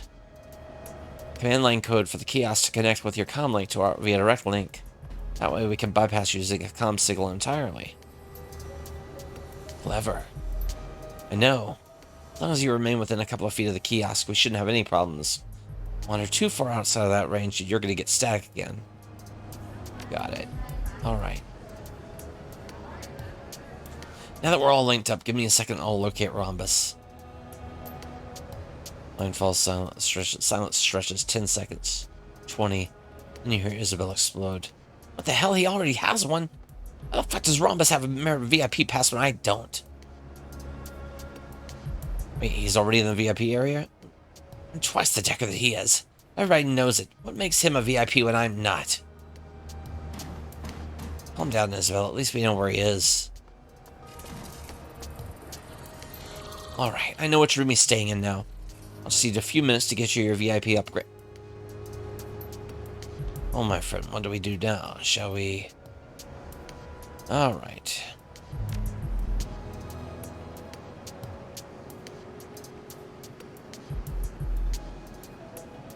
Isabel blossoms onto the screen with a pair of towering security guards. The line that connected her to the admin terminal hangs loose from its socket. I'm gonna ask you again, what the hell are you doing in here? Take your time and make sure you're telling me the truth. I'll know if you don't. I was just looking for the person who ordered this coffee. Or are you looking, what, are you looking for him in the Matrix? And besides, you don't have any coffees. So try again.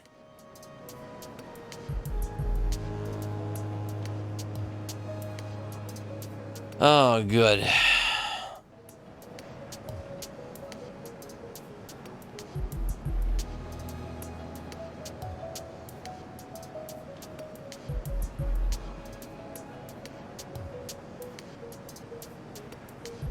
We're doing the Cyrano thing, aren't we? Is that what we're doing now?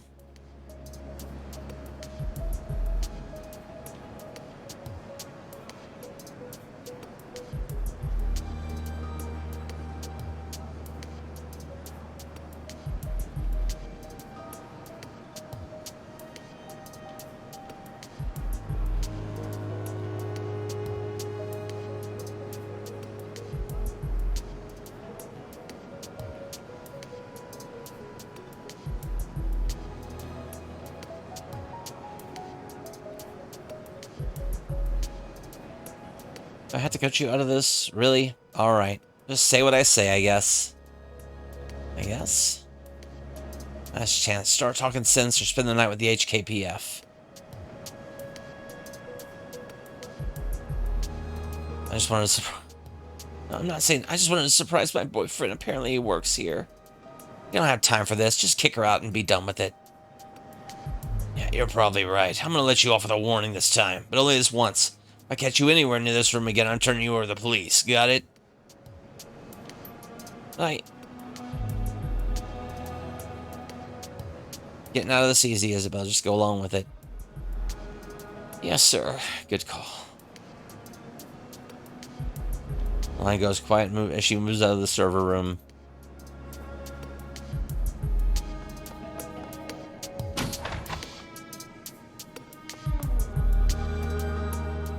What a damn nightmare this is turning out to be. I'm sorry, Fist, but I couldn't get you your VIP access. You got Romnus's room number, right? Yeah, I got it. I can take you right there. That's not your own problem. Without VIP access, we can't open the door without sounding an alarm.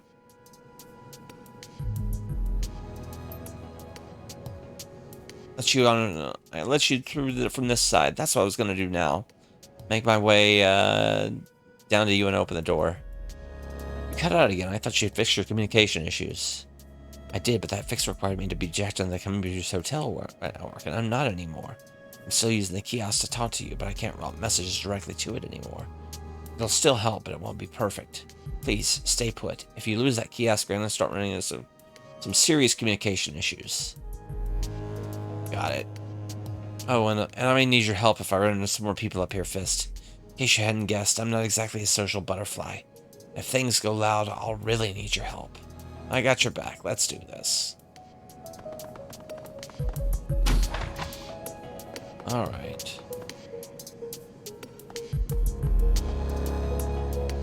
Alright.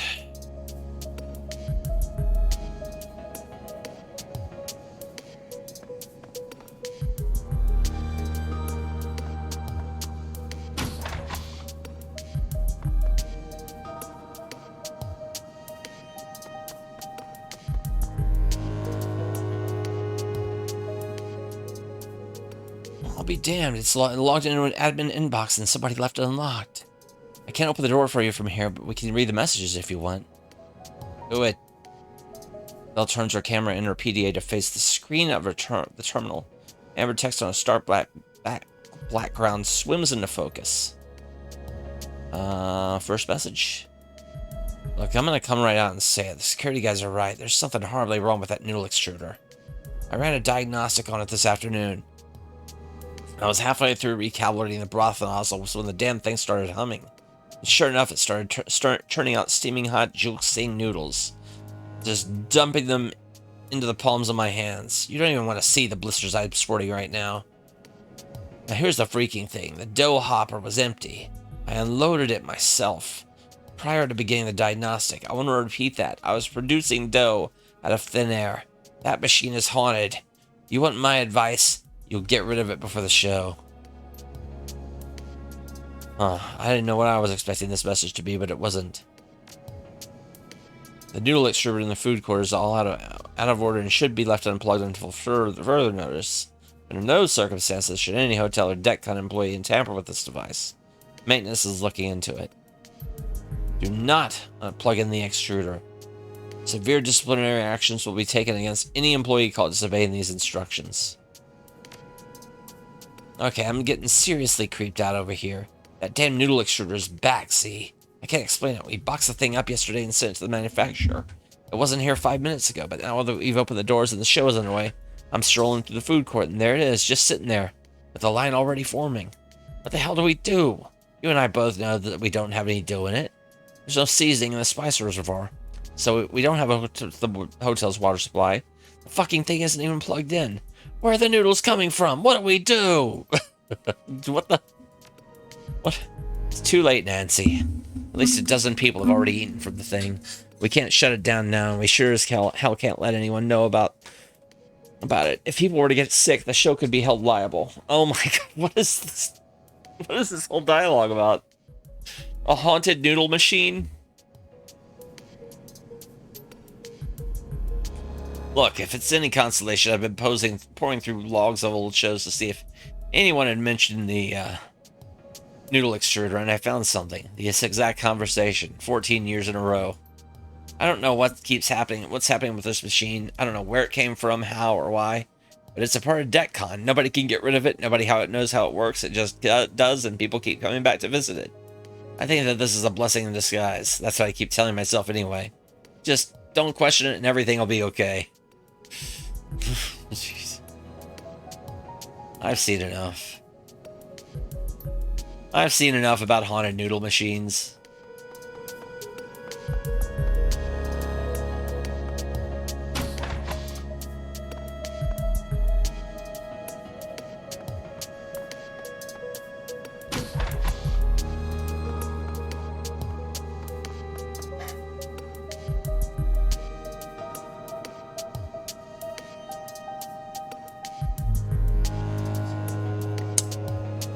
All right.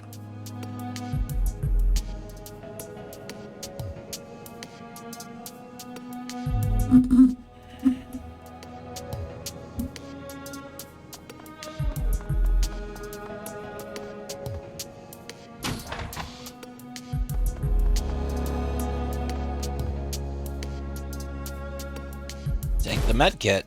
Yes.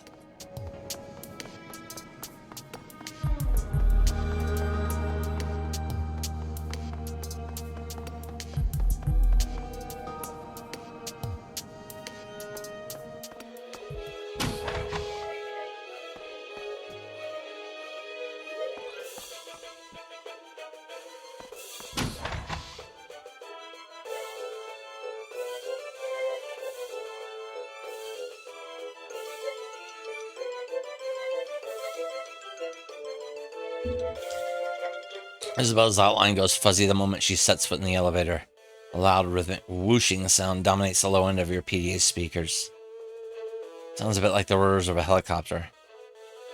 Heads up, Isabel. We're getting a lot of interference here. Also, this is the music from that Knights of that Orc Knights of whatever it was. The thing from Dragonfall. An elf in his mid-20s steps aside to let Isabel at the floor selector panels. He looks wired, jittery, stemmed to the gills, most likely. There's no telling how long it's been since he's gotten a wink of sleep. Isabel punches the button for the ground floor. Working this show, huh? It's gotta be hard.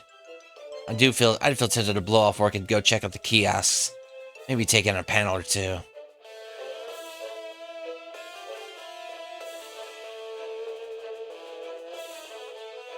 Yeah, it's tough, alright. I wish I could have just dropped everything and explore.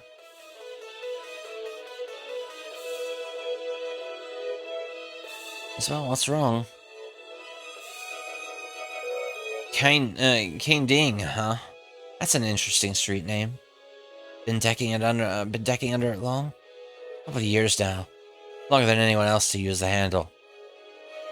I don't know what you're doing, but be careful. Oh, here you are. You're the one who shut down the Kowloon City power grid 6 months ago. Yeah, that was me. Let's just keep that between ourselves, though, alright? That old stunk screwed over a lot of local deckers. A couple of them soaked up nasty hits of dump shock because of it. They were at the grid while they were rejecting their home machines. My team was in a bind. They needed a power outage right then and there. They were cooked, so I gave them one. It wasn't the best solution. It wasn't the best solution to a bad situation. Let's just leave it at that. A few seconds later, Isabel pierces it. There was this Decker. She lived out in Haoi. Called herself Spinster. She was a good person. Now she's in the ground. She never came back out of the coma that your stunt put her into. Snap out of it is. We aren't here for this guy. We can't afford to start shooting yet. At least that's what I've heard. I'm just a caterer. I'm not a Decker myself. Yeah, sure you're not. You've come to get me, haven't you? Take revenge for your friend. Did her people put out a contract on me? Is that it?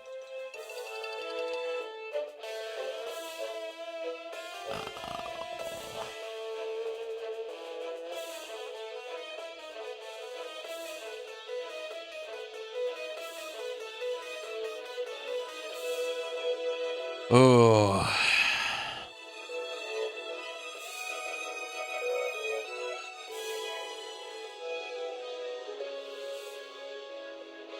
Hey, for 8-bit gamers.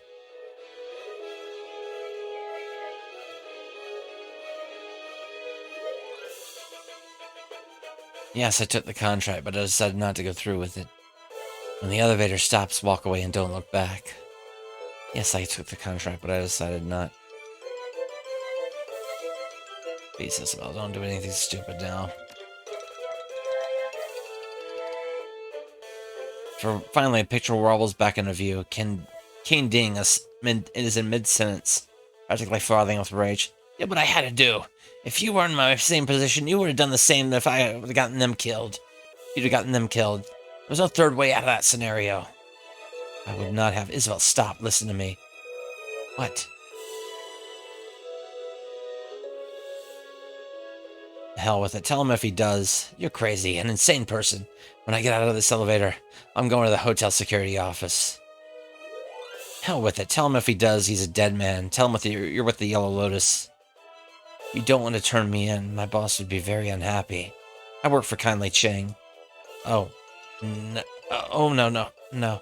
I'm sorry. I didn't mean... As quickly as it went, the picture flickers back onto your PDA screen. Keen Dean looks calmer now. The elevator is descending. Remember what we discussed? You keep your cool, and this turns out well for both of us. You live and let live, understood? Yes, I didn't want any trouble from you in the first place. I'm just glad this was all a misunderstanding. Please, don't take this the wrong way, but I'll be happy if this is the last I ever see of you. Feeling is mutual. Enjoy the rest of the show. Jeez. Well.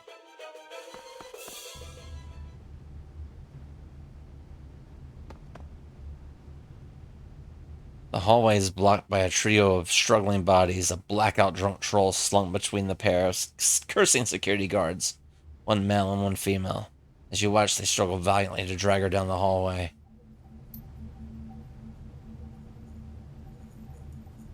Unhand me, you fools! Don't let her go, Hoye. She has the strength of 10 men. Yes, sir. Recognized her as the guard who was standing by the employee entrance on the show floor. How she got rubbed in the troll hauling duty is anyone's business. Security captain locks eyes with Isabel. He barks out an order. Through the hall! Well, this doesn't look good. This doesn't look good. Isabel's small voice chirps out, echoing your words. This doesn't look good. You Morph girl, help me. These drackheads want me to leave because I'm a troll. What's happening here? None of your business. You're not even hotel staff. You shouldn't be back here at all. He hugs the troll's left arm to his chest with all of his strength, desperately trying to weigh her down. She lifts his feet a few inches off the floor and slams him back down. He lets out an audible whimper. Now, clear away and report to your manager. Quit fighting me. And before I talk to him for you.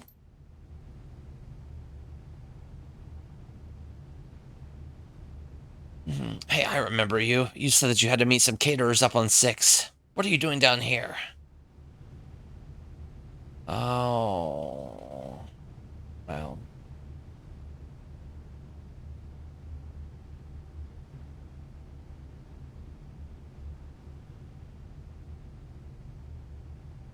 Alright. Okay, I was just checking to see if anybody down here wanted a drink. Just checking to see if anybody down here needed a drink. You, want a mojito? The man strains against...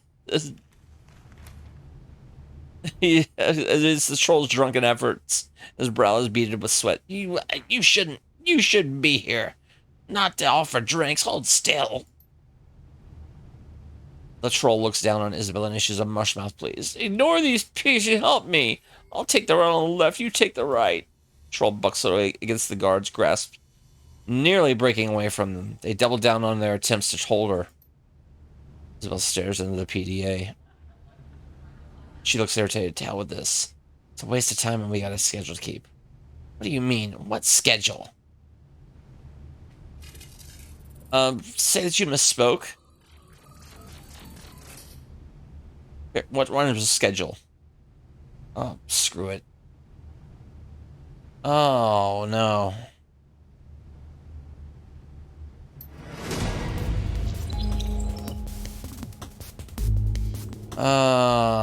Good.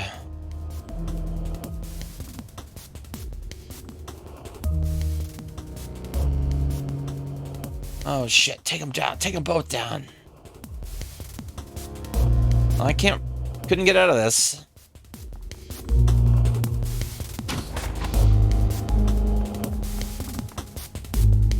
What in the world? Hold on. Hold on. What was this?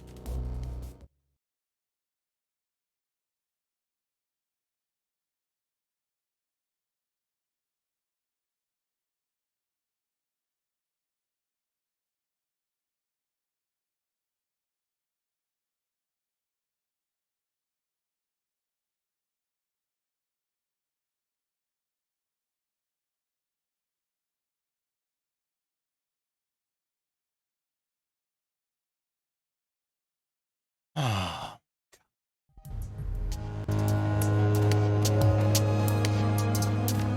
Hold on.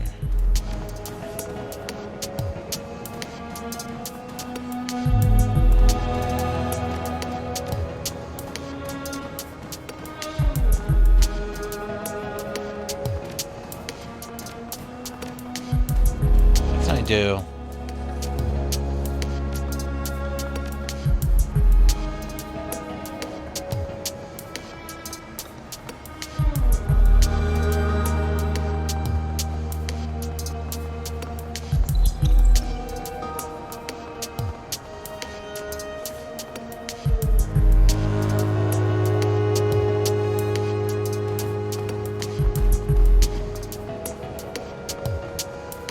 before anything...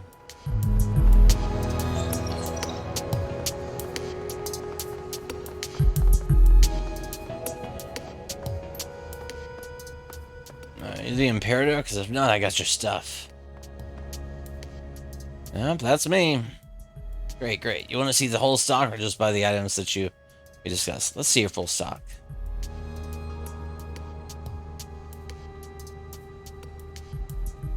Nothing for intelligence?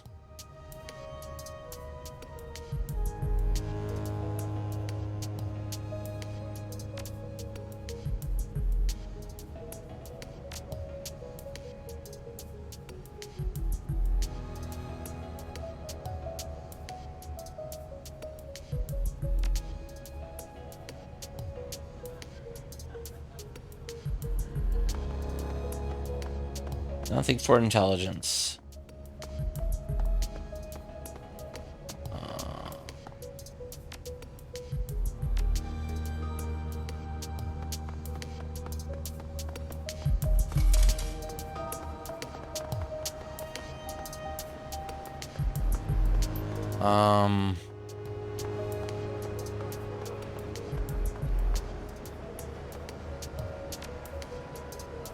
Crimson.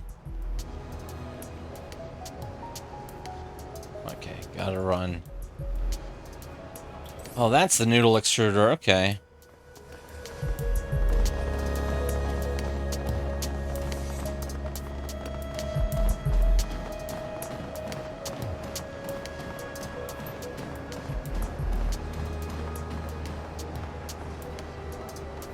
It is a hell of a thing, lovely, lovely show. Lots and lots of shiny toys. Anything here to... Are you here to see anything in specific? Got my eyes on a couple of things this year. I'm gonna check out the Fairlight booth, of course. Ushi's doing some interesting things with miniaturization. You know, when I was just getting started, it would take an entire warehouse full of machines to match the computing power of the PDA on your wrist. No stretch shots. They wouldn't have come close. Technology's come a long way. Sure has. Sure has. Anyway, I've taken up plenty of your time already. I'm sure that you've got exhibits to see. Unless there was something you wanted, unless you wanted something else. Enjoy the show. Bye then. Alright.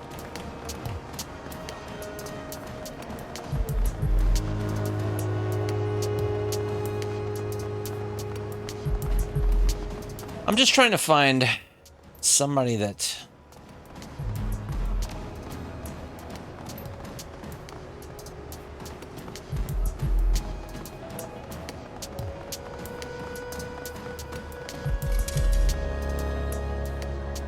Simpsons parlor. Sorry to say, we're a bit crammed right now. If you hang tight, we should be able to squeeze you in soon. There's maybe a half-hour wait. Please, places like this never run at full capacity. You're keeping a few VIP and slots in the back, right? You're full up. All right, I'm going. Enjoy the show. Yeah, what I'm doing, I'm looking for something. Item-wise, let me see if maybe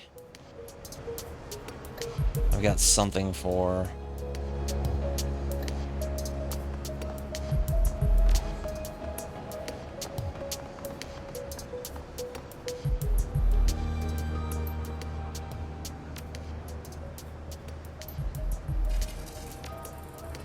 All right, we're kind of just passing through.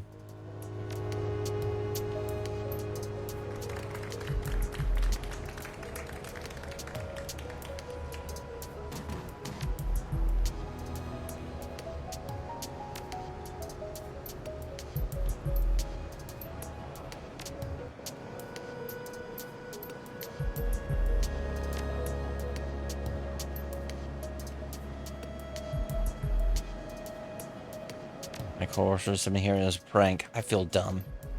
Not time for this. Just kick her out and be done with it.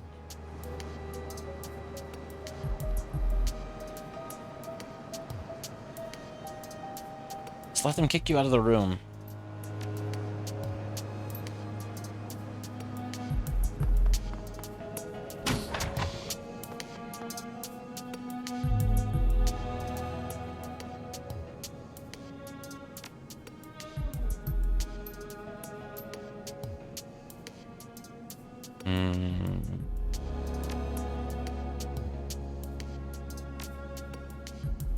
Alright.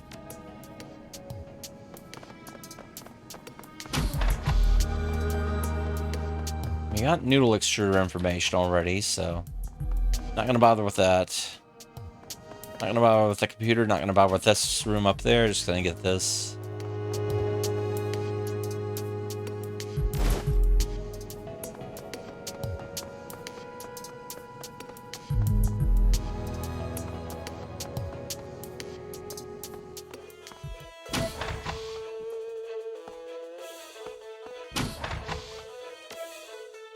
Alright. Let's get through this conversation.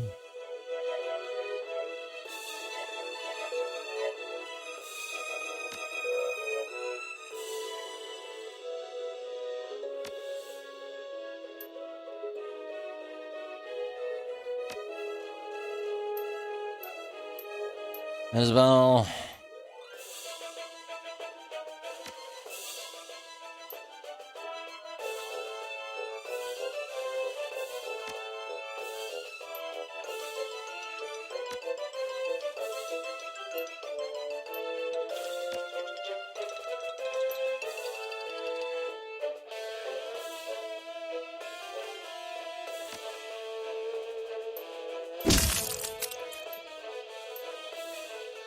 Well,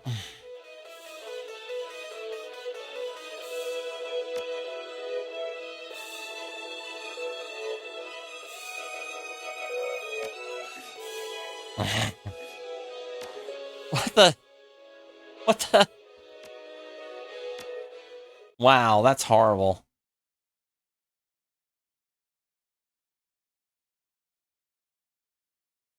Alright, let's do this again then. For whatever reason, it just threw me into just violence then. It's like, no, we're choosing violence for you. Sorry.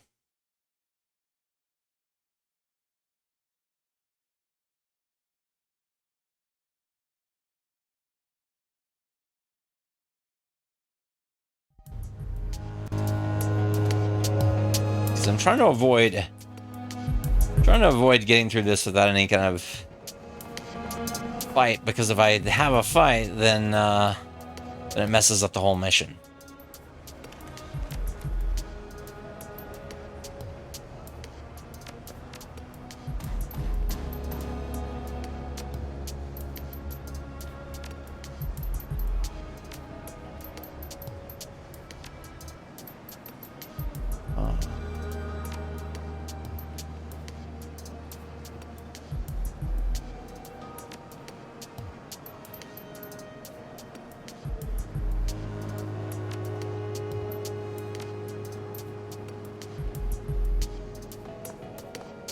And I will save before the elevator this time.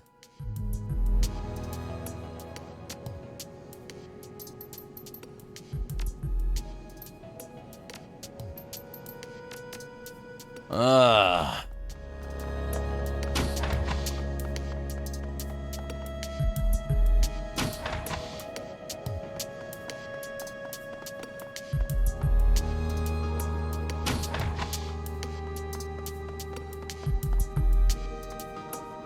Over here.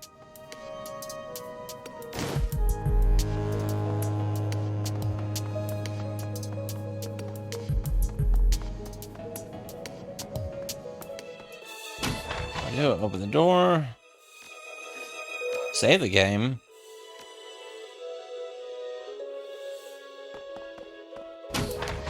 Isabel.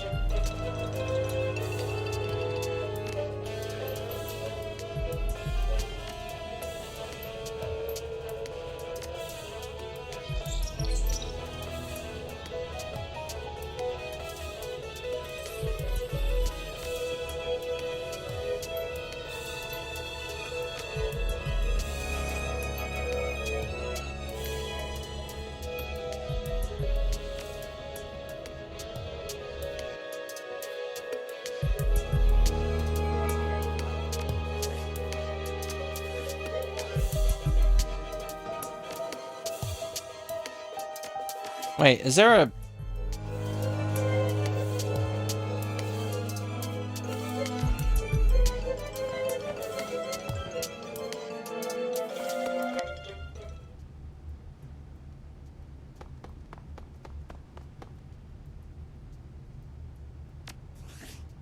All right. Now we have this conversation that I don't know how to get out of yet.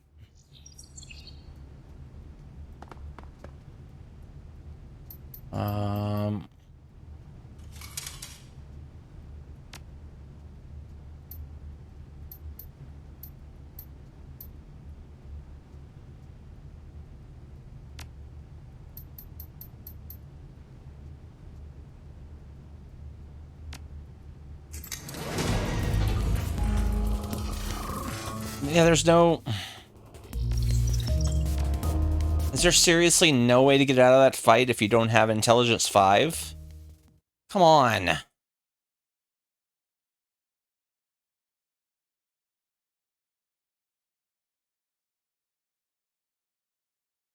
Let me try this.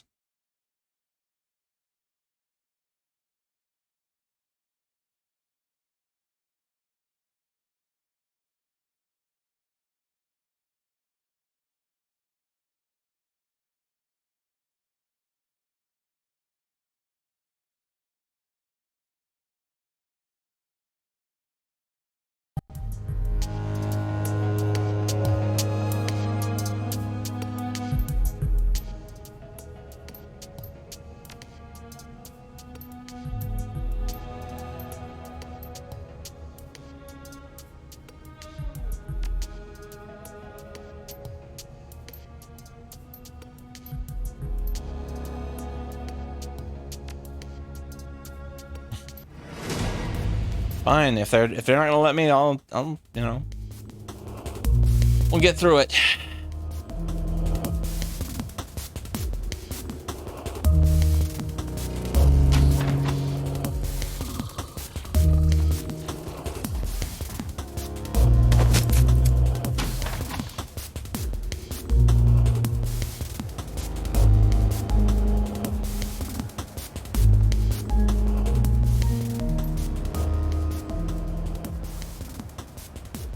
Come on.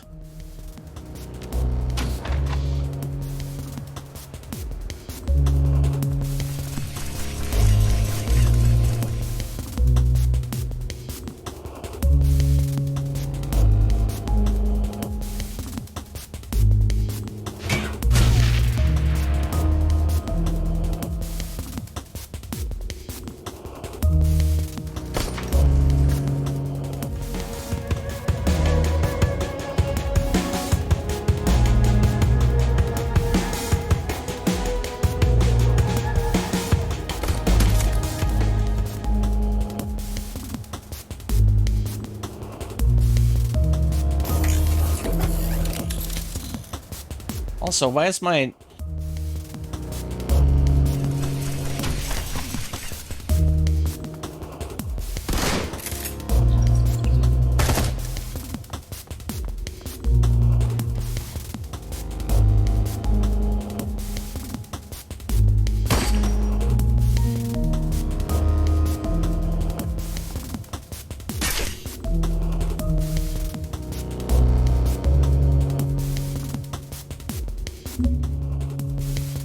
Here, we'll just bomb Ken Ding. Bye. If we're choosing violence. Just because that obnoxious...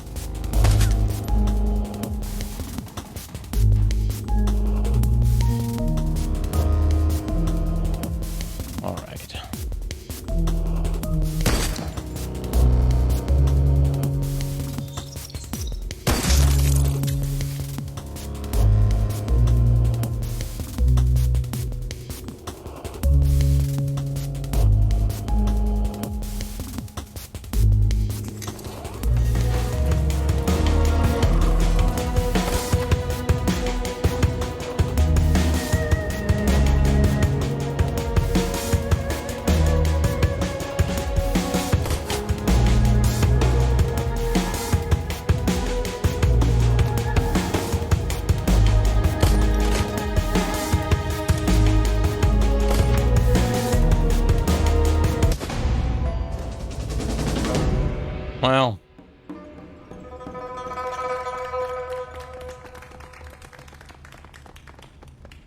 Oh, they're clapping for us. Cool. I must have thought that was a show. That's nice.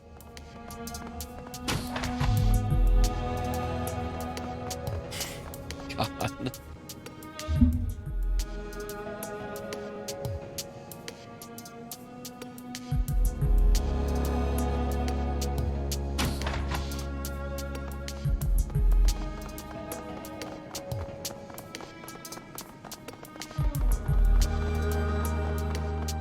I cannot believe that mission.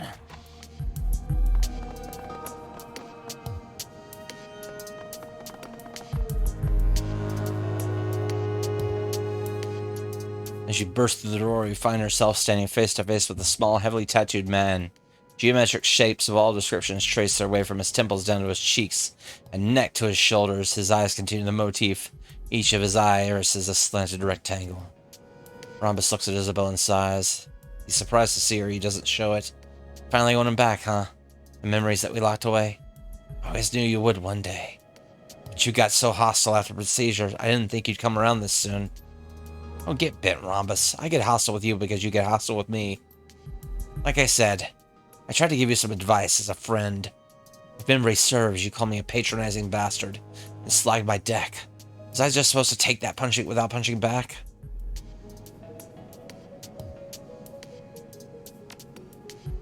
I called you a patronizing bastard because that's what you were being.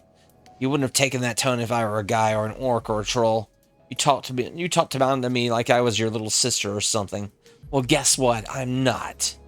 Well, hold up. I talked to you that way to you because... Also, punch back? That's a funny way of putting it. You tailored an ESP to troll all of my posts on Shadowland. What kind of a prick would do a thing like that? Whose cat you had killed, you little monster? Captain Whisters was just a house cat. He didn't have anything to do with this. That wasn't me. I would never hurt a cat. If I was going to have someone killed, it would have been you. Please keep going. Please keep going. This is good fun. You're the muscle, I take it. You and your friend have done... you and your friend and his really impressive drone. Thank you. She brought you along to beat the information out of me, didn't she? Beat isn't the word that I would use. Crochet is better at equipped for ripping and tearing.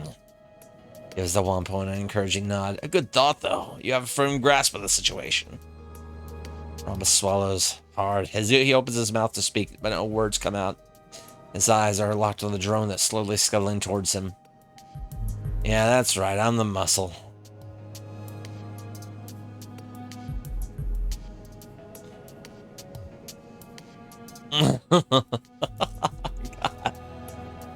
Gosh.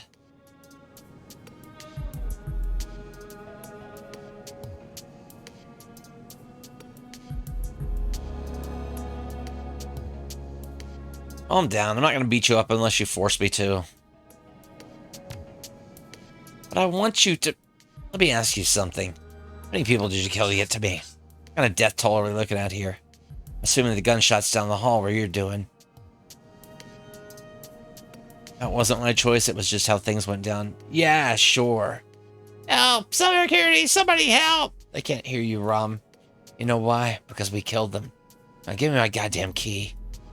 Rhombus doesn't respond other than to increase the pitch of his screaming.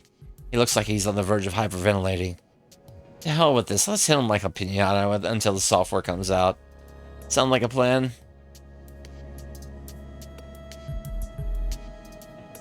I'd prefer to take her lighter touch. This guy's terrified. Just look at him.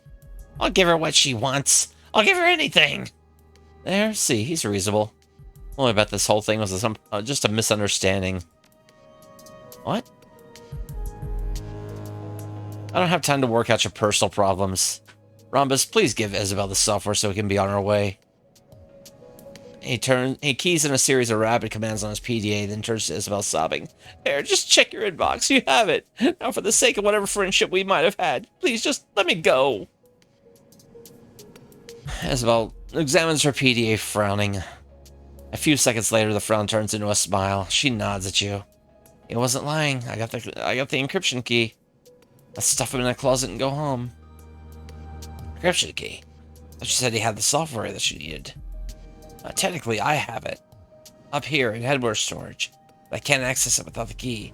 Thanks to Rhombus here, now I've got it. Hey, that was great. Now can we just stuff this fool in the closet and get out of here? The alarms are still going off. Yeah, that's a good idea. Hold still, Rhombus. This might hurt. Not as much as those memories are going to hurt you is. We locked them away for a reason. As much as I might dislike you now, I don't want to see you live through that again. You won't see it. You'll be in a closet. You set up on the grim task of shoving a protesting Rhombus into his own room closet and latching the door. You managed to get him inside without having to break any bones. We'll probably have bruises tomorrow, though. Come on, Fist. We got what we came for. Let's go home. Something explosion fills the area. Heavy footfalls.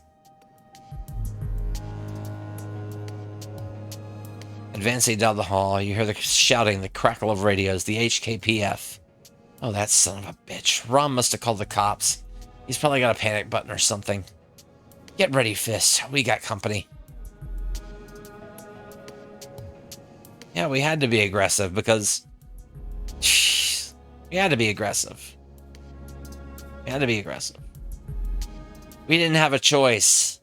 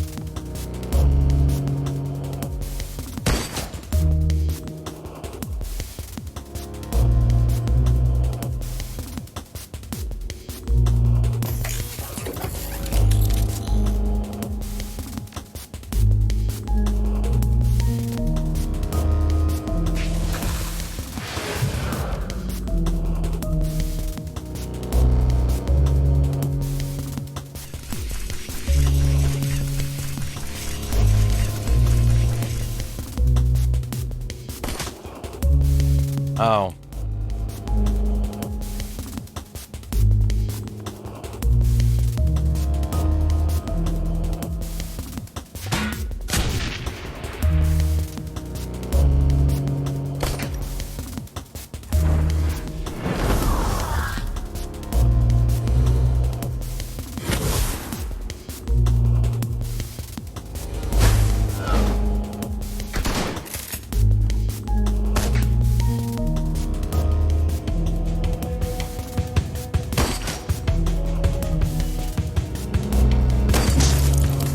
Splattered.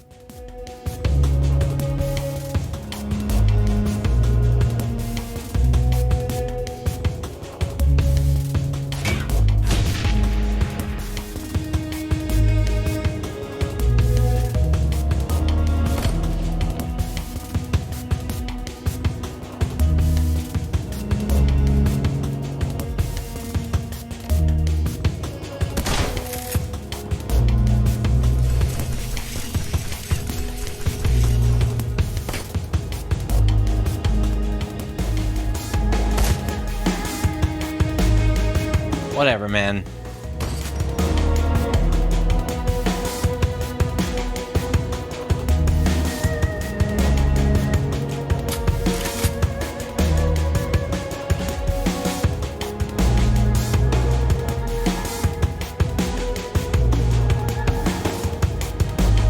Line of sight blocked.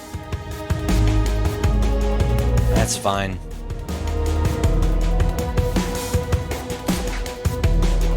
How do you...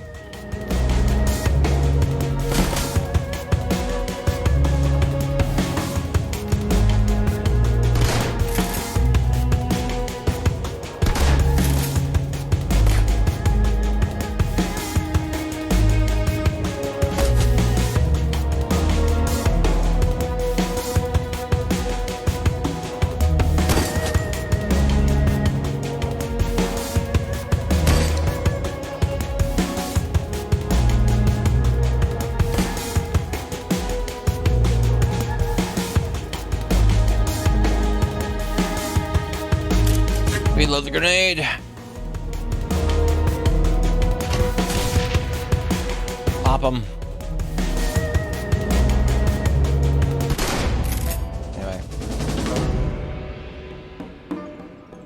And that's the cops.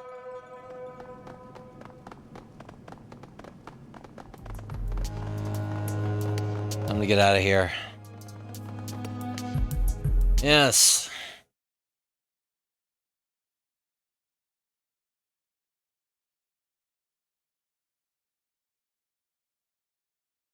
Bus trip back to Kai Tak is quieter than the ride-in was. Your fellow passengers sit crumpled in their seats, barely moving, barely speaking. Their DECCON 2056 t-shirts hang loose on their frames, and their once cherished guest badges have been crumpled in their pockets. You've seen more lively groups on their way to the morgue. Isabel looks up at you, her eyes full of the same post-con fatigue that you see in everyone else's. She gives you a small smile and taps your temple with a fingernail. You got what you came for. The show is over. It's time to go home. Oh my gosh.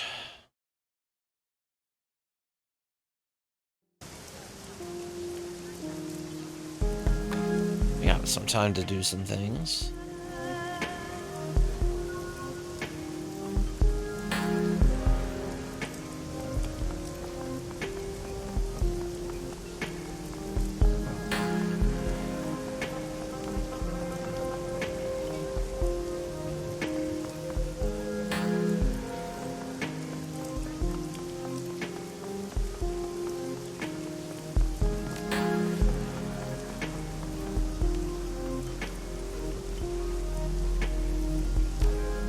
First of all, I got some karma points. And with this, we're going to spring for some intelligence for sure. And spring for some charisma.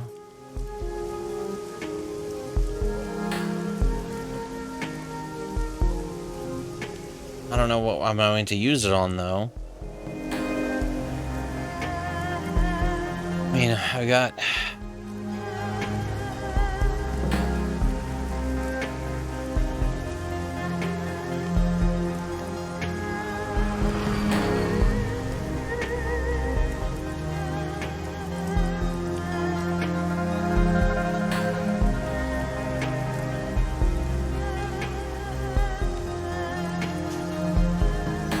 I don't know what I'm going to use this on. Who knows? Who knows?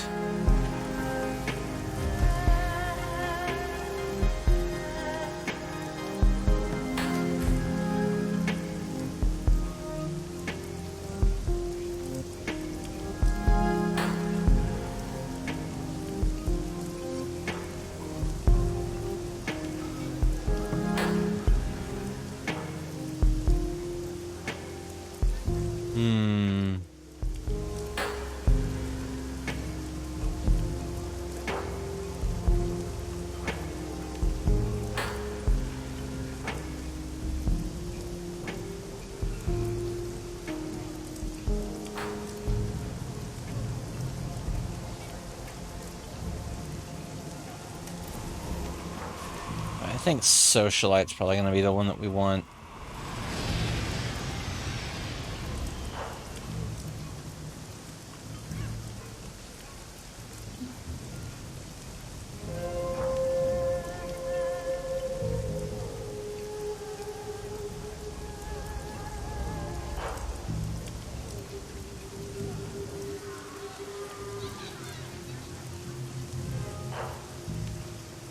We'll see. We'll see.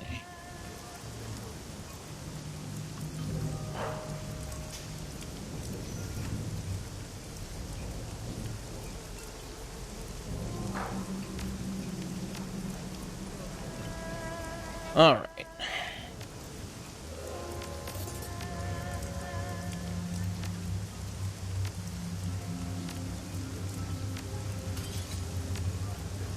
Instead of intelligence, I'm gonna just put one more in. No, you know what?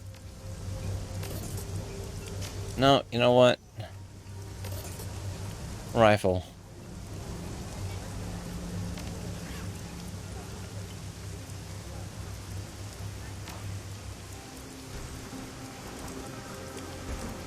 That's fine. All right. You entered the trawler to find a crew gathered waiting for you.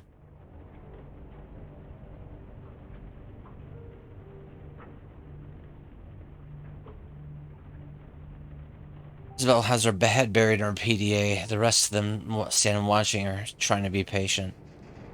Did someone call a crew meeting? What's going on? Isabel, you look like something... you look like you have something to tell the class. I've been doing my homework on Josephine saying insane medical services. You're pacing, so that means you found something. Oh yeah, I found something alright. Isabel lifts her PDA to her face and consults her notes. In 2011, Same Mechanical Services was a D-level corp, floundering in the shallow end of the Hong Kong corporate pool. That's when Josephine Shui married into the family. Josephine thought big. She conceived of a massive project that would catapult TMS into the big time. Something she called the Prosperity Project. Prosperity? That's what Raymond was mumbling about. What is the Prosperity Project? Once upon a time in the 1900s, the walled city was a densely populated slum.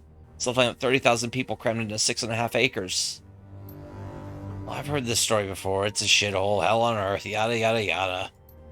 That's what today's walled city, that's today's walled city. The second walled city, the first walled city started life well over 100 years ago and lasted through both world wars and almost through to the Awakening. It was torn down in 1994 when the government had finally had enough. It had become such a haven for criminals that the cops would only enter it in large, well-armed groups. Sounds familiar. In 2021, Josephine Sang proposed a vision for a new type of low-income housing project. The Prosperity Project, a self-contained, low-cost, walking neighborhood for the poor on a grand scale. The Prosperity Project would give Hong Kong's poor and flood of refugees pouring into the country a place they could call their own, something that felt more permanent than the sprawling tent city that spontaneously popped up after the first Kowloon walled city was demolished. The Prosperity Project would replace the tent city and symbolically be built on the site of the old walled city. The slogan was a place of dignity where prosperity begins. The apartments weren't much bigger than the space you get in your average coffin motel, but they were built around plazas and marketplaces that contained goods and services catering to the poor. The government forgot the lessons of the last walled city. They loved the idea of containing refugees in the poor to only a few densely populated blocks. It kept them out of the public eye. Securing the contract catapulted Same Mechanical Services' fortunes ahead. It eventually put Josephine Sang onto the executive council. One slum made her rich? It's a very big slum. Apparently that was also the beginning of a series of lucrative building contracts that propelled TMS into the big time. Where's Raymond come into all of this? Raymond Black doesn't come into it at all. But Edward Sang does. Edward Sang. That's your foster father's real name. Raymond Black was actually Edward Sang, the only son of Josephine Sang and her late husband Breakwater Sang. Edward was in charge of laying the groundwork for the walled city, excavation, and utilities, running power lines, sewage, that kind of thing.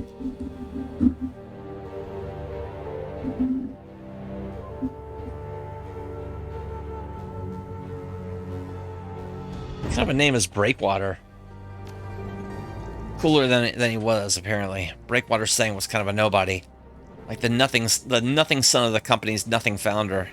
The best thing he ever did for his company or his family was marry Josephine, then die of a heart attack and get out of her way. That doesn't make any sense. Remember the gray water leak that flooded the basement back in '48?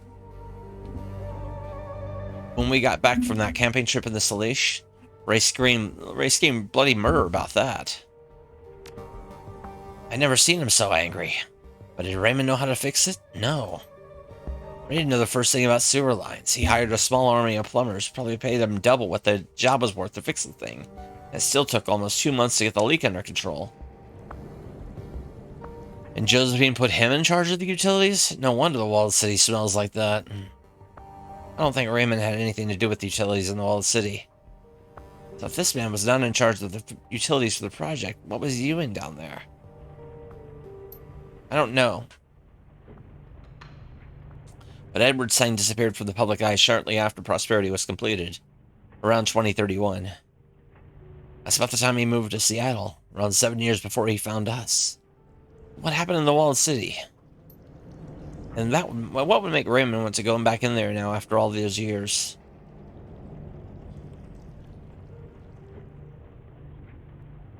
I don't know, but I intend to find out.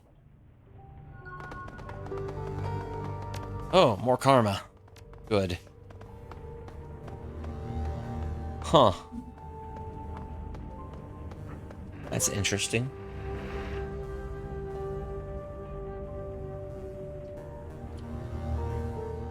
More karma.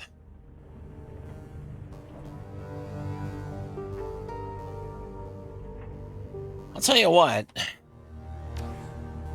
My mission sure did put me through a lot of garbage. Now I can get intelligence 4.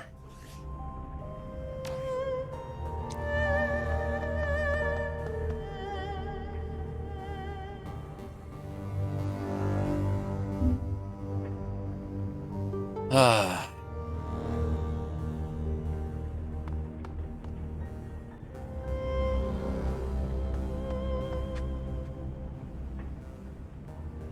You're back. Is there something I can help you with?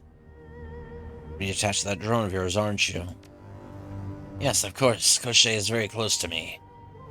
As if on cue, the drone scuttles forward, the hardened tips of its claws screeching across the metal floor of the shop.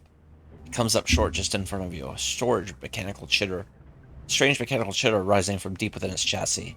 You might accuse me of anthropomorphizing my little companion, assigning human characteristics to him when there in fact are none. Truth be told, there's more to Koshie than meets the eye, but that is a different conversation. One best suited to be held for another time. Why not? Why not talk about it now? Because I have work to do, and I'm sure that you can find better uses of your time than listening to me prattle on. That, I'm afraid, I must ask you to sort yourself out. We can continue our talk at another time. Alright, Raptor. Can I get the mission stuff, though? Any thoughts about that last run? A convention. DECCON, was it? Not to my liking, I'm afraid. Too much frivolity, too little substance. Gods, the new lecture had a longer line than any of the exhibits. An absolutely shameful state of affairs. That said, I suppose that some of the drones on display looked interesting, commercial-grade stuff mostly, but it's good to see what the big manufacturers are up to these days. I've been out of the loop, I suppose, since I left Grecian Avia Corps. I haven't missed much, but it was nice to see what else is out there. Quiet night in the shop, huh? Yes, a quiet night. One best suited for contemplation, planning, and visions of the future. Care to pick up where we left off last time? If you like. I must confess, I rather enjoyed our talks. It's good to have a sounding board to bounce ideas off of. Our talks have been pleasant in an academic sense. Glad to hear that we're on the same page. I must confess, I sometimes forget how to interact with others. I am, by nature, a solitary creature. It's good to have a kindred spirit, someone whom I can understand on the team. O'Shea scuttles forward, mechanical pediops weaving. Its motions are as alien and as charged with menace as they've ever been. Raptor glances at the machine, then takes a step back. So, my friend, you had questions for me. Go ahead and ask them, please. I'll answer whatever I can.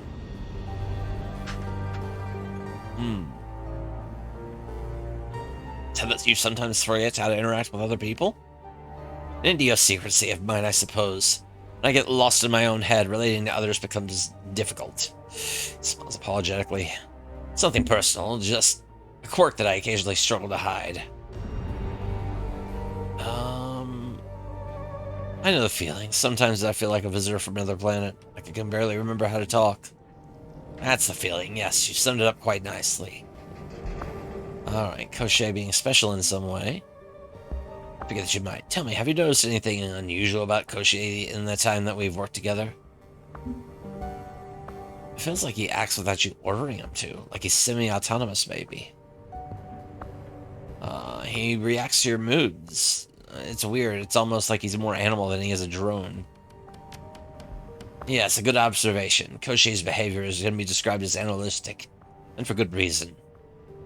Thing? Lowers itself, its killing legs splayed. Rector looks to the drone, his head cocked. Then he returns his gaze to you. His behavior is not drone-like because he's not a drone. At least, not in the way that you would understand. He's a prosthesis. Explain. The principle is really simple. You can think of him as a cyber limb, if you will. We may be separated by distance, but he has joined me surely as a replacement leg is to its wearer. Hang on, you're telling me that you're always rigged into your drone? Not on a conscious level, but subconsciously? Yes. There's a constant two-way stream of data flowing between my brain and his systems. When he takes a step, I can feel it as a tingle in my spine. When he tears into flesh, I feel the satisfaction. We are a singular entity in two bodies, metal and flesh made one. You're gonna have to explain that. Koschei acts as a home for my primal animal impulses, the id, to use Freud's structural model of the psyche. The analytical portions of my mind, the ego and superego, live on in me. They govern the id, by extension, Koschei's behavior. When we're on a run and I rig into Koschei, I do not command him to attack. Rather, I loosen my grip on his reins and allow him to kill. He wants to hunt, to dominate, to bathe himself in blood. Reproduction would also be a drive if such a thing were possible. So if you were killed, Koschei would run amok? No, my friend, of course not. Koschei is not capable of storing any part of a human mind. He simply doesn't have the capacity for it. If he were to die, he would fall. If I were to die, he would fall dormant, same as any other drone. Let's put that theory to the test. One day, perhaps I will perfect him, and a part of me will live on in his chassis after the meat of my body dies. But for now, I am satisfied to live with him as a combined entity, man and machine, joined through a form of neural parabiosis into a single being. A beautiful first step into a post-human future. I guess that's if I have to know a mad scientist. I'm glad he's on my side. Well said, my friend. And the feeling is mutual. If I most associate with violent criminals, I suppose that I'm happy to call them friends. Okay, so you rigged your drone to act as a home to your most destructive impulses. I've got to ask, why? Proof of concept, primarily. There are other advantages, of course. I shouldn't have to explain the value of a combat drone that wants to kill.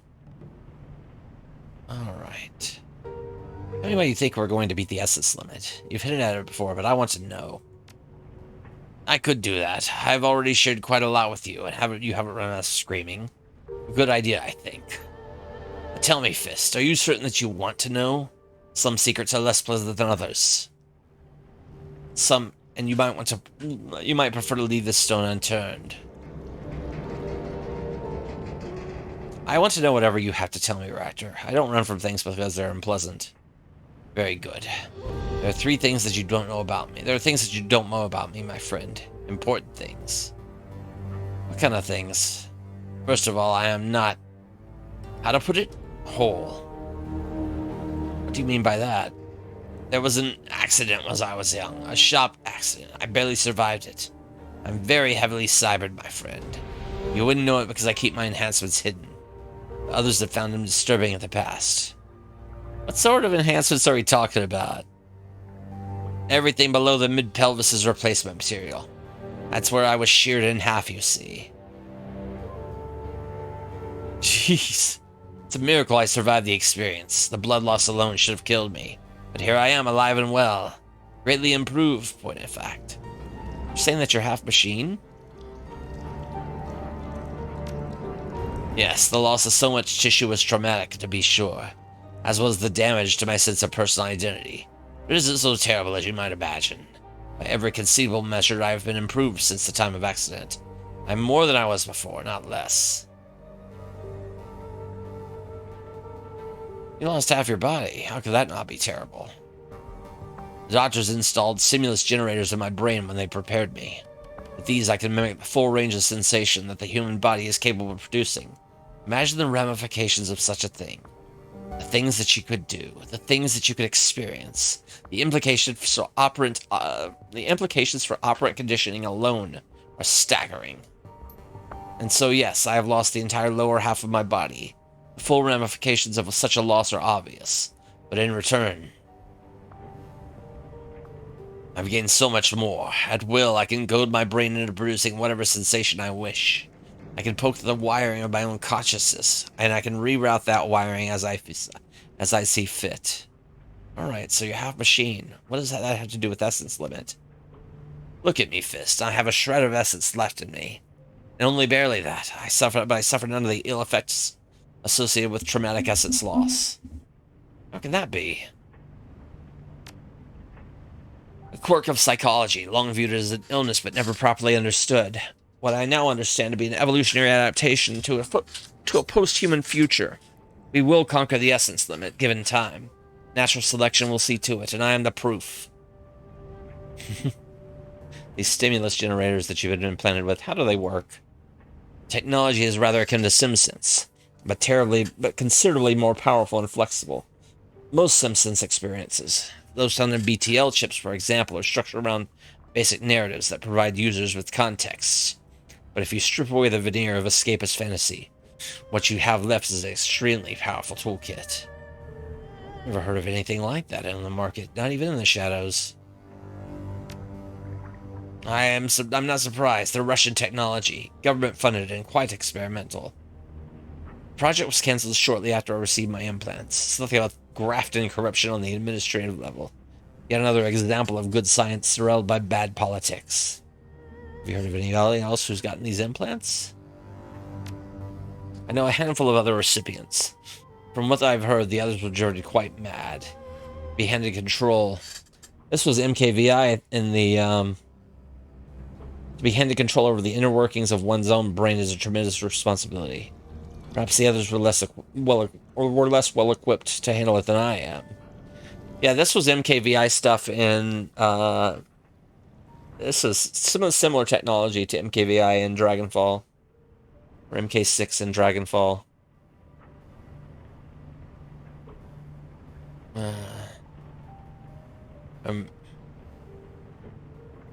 Or maybe they've driven you insane too. Ever consider that possibility? Be careful with those things, Raptor. The last thing I need is you wigging out on me. I've carried these implants for over 20 years, my friend. I know how to handle myself. You've got nothing to fear. All this stuff you told me about yourself, it's a lot to digest. Yes, my friend. I'm sure it is. Perhaps it would be best if you left. You have some processing to do, I think. And I would like the rest of the evening to myself. There's more of the story, of course, but nothing that can't wait until tomorrow. Sure, we'll talk tomorrow. Very good. Rest well.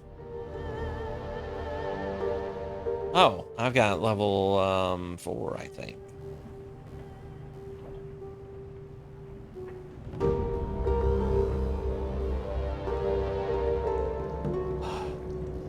Yeah, let's go Poison Fog.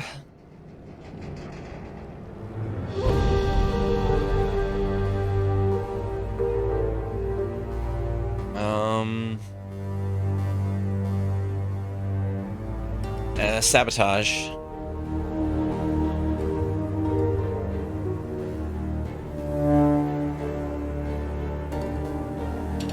Nail Grenade as a standard loadout item.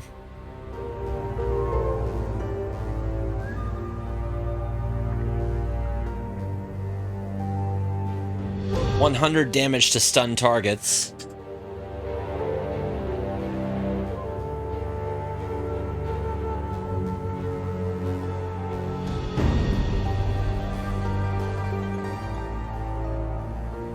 Yeah, these are all good.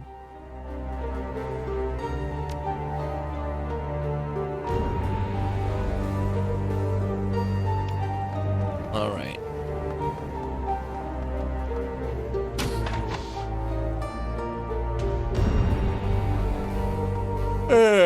I think what I'm gonna do.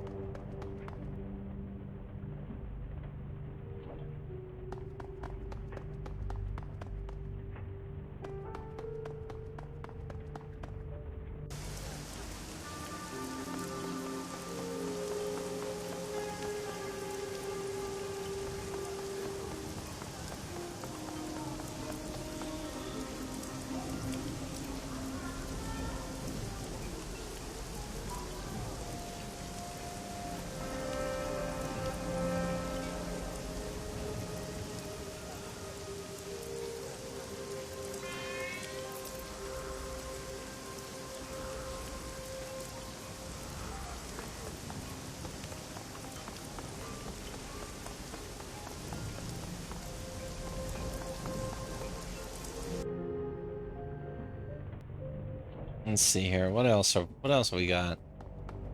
I could go down and talk to Gaichu about the rest of this conversation.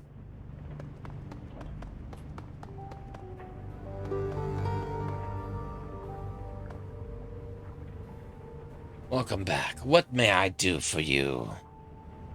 What are you reading? It's called Hagakure, Hidden Leaves, written by Yamamoto Tsunetomo. It's a treatise on what it means to be a samurai. Tsunetomo? And how one should best serve a samurai lord. Required reading for the Red Samurai, unsurprisingly.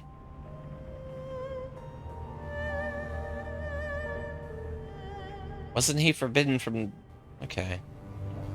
Let's see here. You know of him, then? Yes, that's Tsunemoto. He was eager to die and show his loyalty, but Lord Mitsushige had always found that custom to be wasteful. The author had a central thesis. When there is a question of life or death, always choose death. Throw oneself into the fray with no resignation, and act on instinct alone. The current state of affairs speaks the truth of this more robustly than any lesson in a dojo. What's the rest of the book about? You ticks off the points by unfurling successive fingers. It is partially a manual for proper behavior towards one's lord, partly a rumination on the mindset required to be victorious in combat, and partly a collection of stories.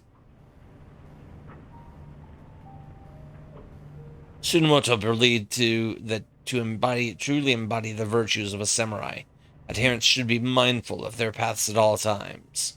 Never stop training. Always question how one's actions reflect on their lord. Above all, be prepared to do your duty instinctively at any time, no matter what the cost. If I recall correctly, the author was a bureaucrat who never fought anyone. Gaichu's lips curl into a slight scowl, but he nods in agreement. That's true. Tsunemoto never fought anyone, and some have criticized him for trying to speak of being a warrior without ever lifting a sword. So, okay, so he was a studio samurai. But I believe that he has many things of value to say. He cared a great deal about the deeper meaning of being a samurai. If lived experience is the only path to truth, then all philosophers are fools. I respect him for trying to elevate the philosophy. As do I. No one is perfect. But we should all strive to... Casey,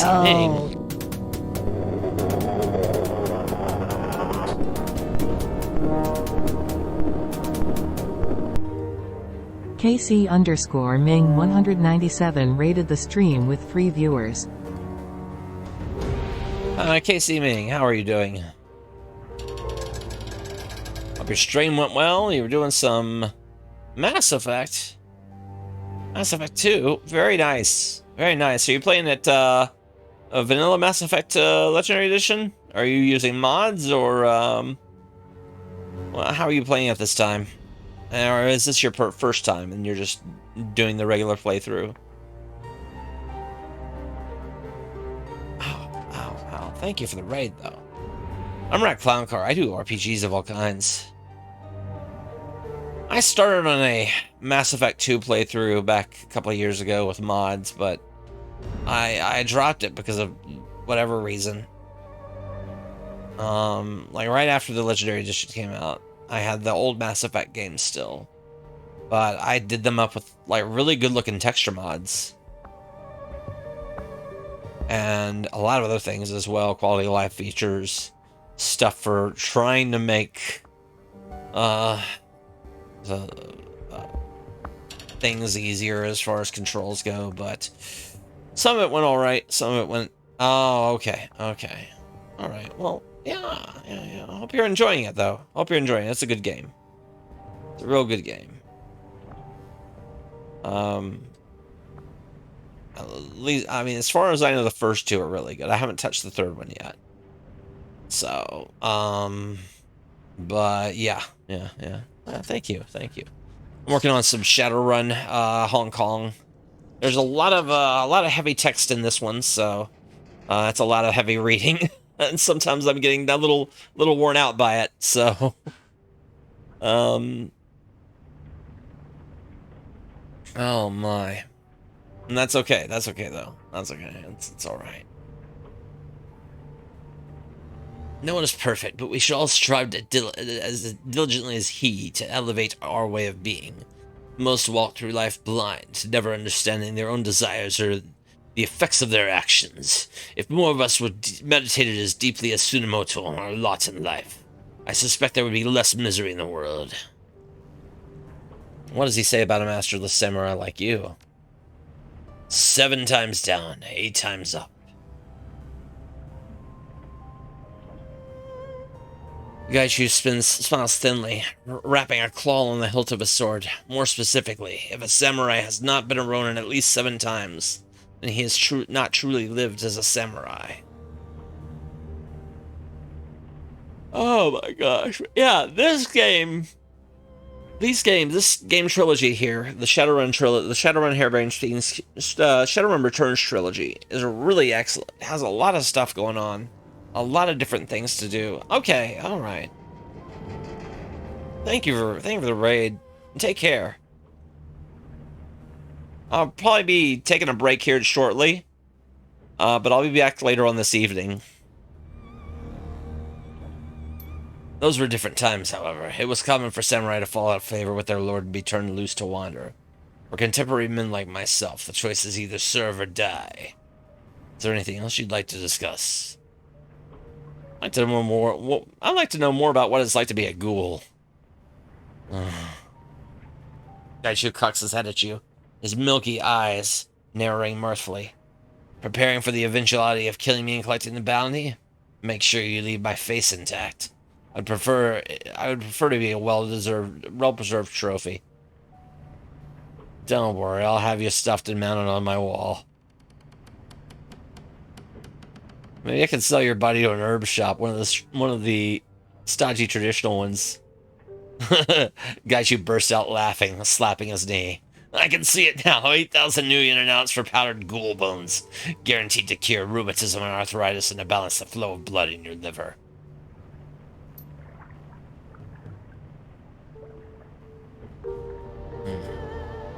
Gaichu grows serious, leaning back. You wish to know more about what it's like to be me? Ask away. I see no reason to conceal the details of my condition. So you eat people. What's that like? Gaichu blinks a few times, then cocks his head to stare at the ceiling. What's it like to eat anything else? Or for a diabetic to take insulin? It is like that, a fact of life.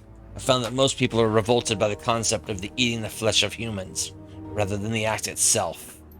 Taken in isolation of social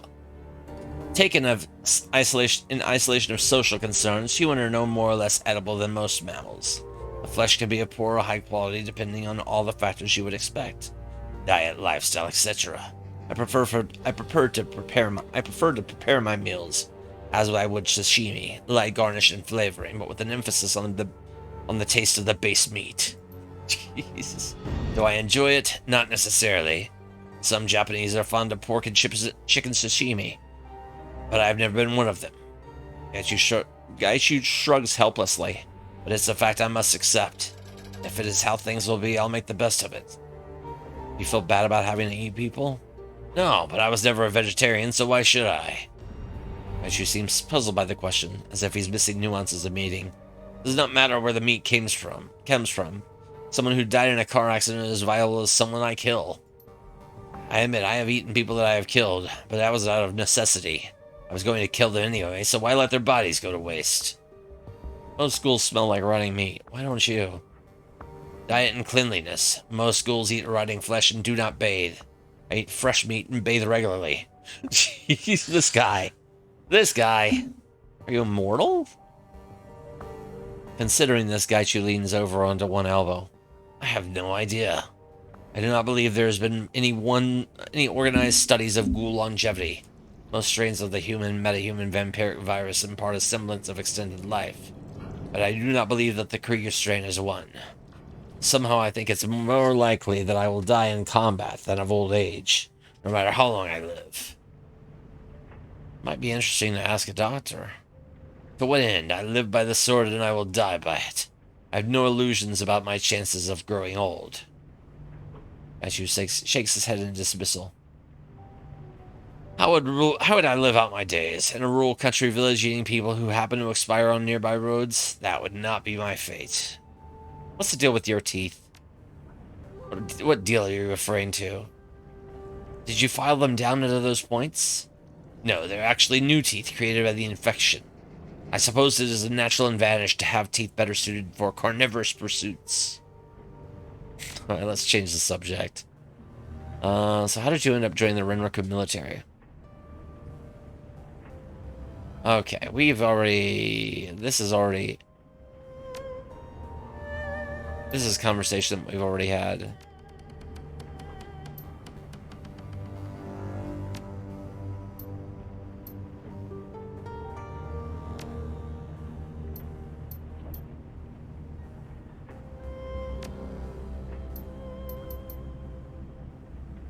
Alright, tell me about the members of your unit. That chapter of my life is over and done with, and they are no longer a part of my world. Why would you care about any of that? If they're still hunting you, I need to know about them. Very well, that's a fair point. Yet she looks down from his hands, picking something out from beneath one claw. He continues to look at his hands while he speaks. When I was younger, I would have more readily cut off my fingers than tell you what you ask. You must understand that secrecy is absolute among the Red Samurai. Your identity becomes secret, erased from my database that might connect you to the Red Samurai. Erased from any database that might connect you to the Red Samurai. You use only your code name when in the field, and your given name is known only to your commanders in your unit. Even other Red Samurai units have no idea who you really are. Yeah, even Red Samurai units have no idea who you really are. Blah. Finally, looking up from his hands, Gaiju leans back against the boxes. Contact with the outside world is cut off completely. Even once training is over, your communications are restricted. Maintaining relationships outside of those you work with is frowned upon. That sounds horribly isolating. By design, it is. It forces recruits to bond with their unit and transfer every emotion they have for their old friends and family to the unit they must work with. If there's a tighter bond among any other Special Forces units, I would be surprised. The Red Samurai units are always 5 members, one of whom is a spellcaster. During training, each member takes turns being commander. The most confident is given the billet permanently upon graduation. That's a good way to ensure everyone has a fair shot at it. It is. By rotating who has command duties, we were able to see very quickly who had the mind and personality to lead the team and who was more comfortable following. Ishida was our commander. He came from a rich family in Saitama, the kind of family where he was given every advantage possible. The expectation that he would keep the family name prestigious. He was older than the rest of us, and he'd already spent 6 years in the army. A very severe man, rarely given to humor. Takagawa was usually the second in command. As our designated marksman, he tended to have a better tactical view of how operation should be run, simply because he needed to study the terrain more. He loved to get us laughing. Without him, I think I would have gone crazy in the first few months. Our mage's name was Sasaki.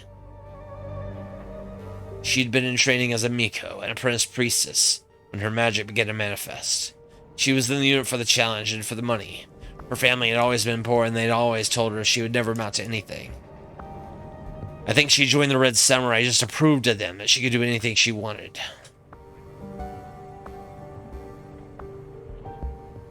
My kind of attitude, I bet. Gaiju cocks his head, amused. I'm surprised to hear it. You and Sasaki share similar attitudes. Neither of you stops to consider if your goals are attainable. You simply know that they are. Our heavy gunner's name was Aomori.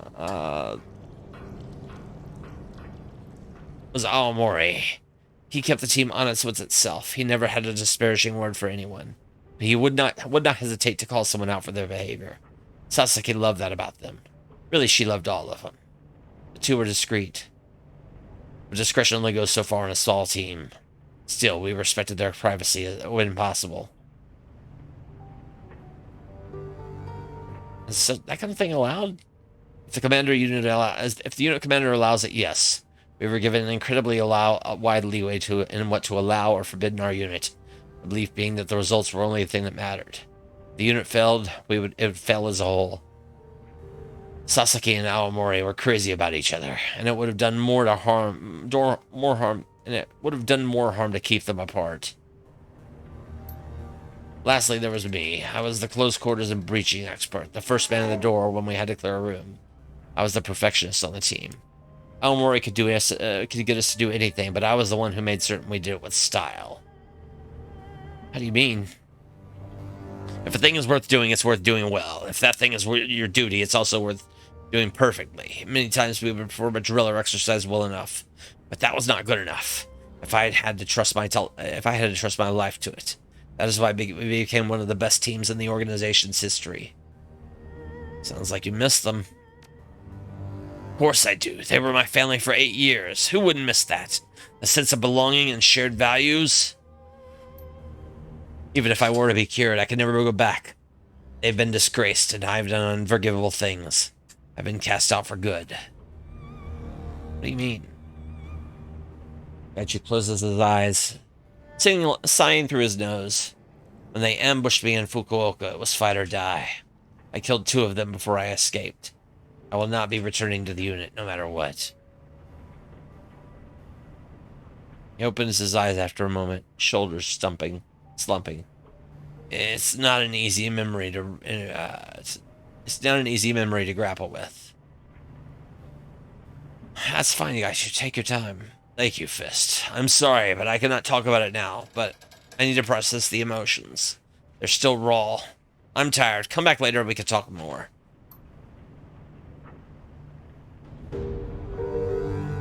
Cabin is silent aside from an occasional swish of our arrows. Gaishu steps through sword forms. He holds each stance for a few seconds, practicing a given swing a few times before switching to the next. Hello, Fist. A single bead of sweat rolls down Gaichu's temple as he holds his position. After a few moments, he shifts to a relaxed stance, starting to form again. Pardon me for continuing my exercises. I feel that I've been letting him slip of late. You're worried you're getting rusty? No, that's not quite it. Rather, I wish to learn to bring my enhanced strength and speed to bear. In order to do so, I must ensure that my blindness does not hinder me. Perfection is a journey, not a destination.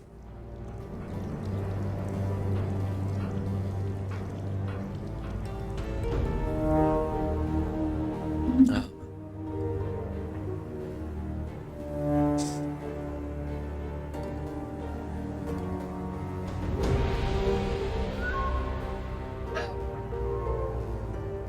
Wow.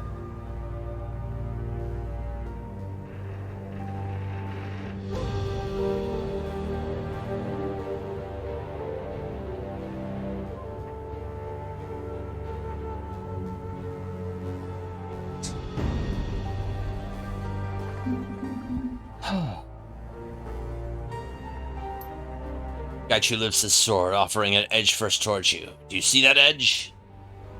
Forged by one of the finest swordsmiths in modern Japan. Diamond-coated edge, capable of cutting even the most hardened ceramic armors. But what good is a sharpened edge without the precision to apply it? When I was still a man, I could have cut a single pea in half with my eyes closed. Oddly, after becoming blind, I cannot replicate this feat. Running the back of a claw along the blade's surface, Gaichu smiles thinly. They think soon I will be able to perform this feat again. I'll simply have to train my body to ignore the senses it no longer has and pay attention to the new ones. Now, what is it that you'd like to discuss?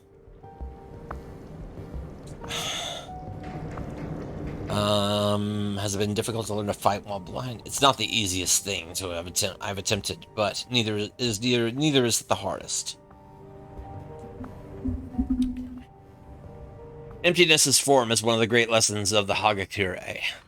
Train sufficiently, and both swordsmanship and obedience will come instinctively. That is the closest to perfection a man can attain. I don't put a whole lot of stock in being obedient. A lawless Shadowrunner having problems with authority? My goodness. I never would have guessed such a thing to be the case. When I was new to the unit, I thought that to be a good samurai was the ultimate goal. That to serve justly with dedication was the greatest honor a warrior could have. We were all young and foolish once, I suppose. So what changed your mind? Beyond my disease, there was a fight in Fukuoka. My former team ambushed me. It had a singular effect on my worldview. We were taught that we were superior to everyone, and that since we were pure humans and Japanese, we would always win. I believe that most never question the validity of this claim, even when confronted with direct evidence to the contrary. Tell me about when your old unit ambushed you. Very well. My time in Fukuoka was tense. Since leaving Keihanshin, I had to be careful to stay out of sight by moving on foot or in the back of automated delivery vans. I was running out of food, however, and I needed to be in a city for that. Fukuoka is just big enough to get lost in, but not so large that a ghoul sighting can go unnoticed. I hid in abandoned buildings and storm drainage systems, and for 2 weeks I managed to stay hidden. The strain of having to constantly move was wearing on me, however. I made a mistake. What happened? I had to get out of Japan. For all my contacts in Fukuoka had come up empty-handed when I asked for a way to China. I was running low on money, and I could feel the team catching up with me. A contact of mine in Kumamoto owed me a favor and arranged passage for me if I could reach the city in 48 hours. If I had taken my time, I could have made it to Kumamoto without incident. But I let caution slip when I got his email. I thought that if I disguised myself, I could take the train there, get out before any of my unit got closer to finding me. I still don't know how they found me. Magical tracking, perhaps? Or simply a well-developed spy network. Regardless, they found me. They were waiting for me at Hakata Station. It was an ambush. It's a very public place for an ambush. It is. I suspect their orders were clear. However, do whatever it takes to kill me. Citizens expendable. For units like the Red Samurai, ordinary laws do not apply. The mission's success is the only concern. I had taken steps to disguise myself as best I could, relying on the sheer number of people to conceal my presence.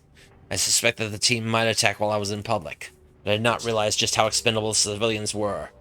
When they blew C4 charges over the station's western entrance just to box me in, I realized just how much I underestimated them.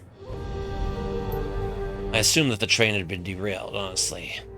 Then I smelled the telltale acrid vapor of the explosives. Once you smell it, you never forget. The plastic explosive that we used has a particularly sharp odor, like old cheese. Something to do with an olfactory tagant added to help track if it is stolen. I remember stumbling through the dust and debris, trying to find my way to the rail platforms. They attacked from all sides, using the confusion to strike at once. I could hear Ishida and Takagawa behind me. Aomori and Sasaki charged out an access corridor. Aomori and Sasaki charged out of an access corridor just ahead of where I had been standing. Sasaki threw down a firewall behind me, cutting off retreat while Aomori started firing. It's like you didn't have much choice but to defend yourself. Yes, that's so. Training took over. I knew I had to survive, and I was not thinking of anything but survival, so I charged Sasaki and Aomori. They were only 50 meters away from me. The only advantage I had was that they were as blinded by the dust as I was. But I could still hear and smell them. Sasaki threw a lightning bolt at me. I managed to roll under it. As I came up, Aomori's light machine gun was swiveling down. I felt time stretch out as I stared down the barrel. Wow. I caught Aomori in the throat with the tip of my sword. It was a maneuver I'd practiced hundreds of times before. There was no resistance as I cut through his trachea. As he rolled, and he fell as I rolled to the side. I could hear him choking for breath as he dropped. Aishu exhales a humorless sigh. Exhales a humorless laugh, then shakes his head. It's strange to think of how clear that memory is, even now. Well, when the adrenaline is pumping, you form memories with more clarity. Certainly, that's true. But the lesson that strikes so clearly for, but I remember that strike so clearly for an entirely different reason. It was in that strike that I realized who I truly was. What did it mean that I, an infected monster, was less than a beast? That was less than a beast could still defeat the finest soldiers in the world. Red Samurai doctrines taught Aomori and the others not to fear me. This overconfidence would be their death. I realized that I had progressed beyond their ability to understand. My sword was as accurate as ever, but they could not account for it due to ideological blindness.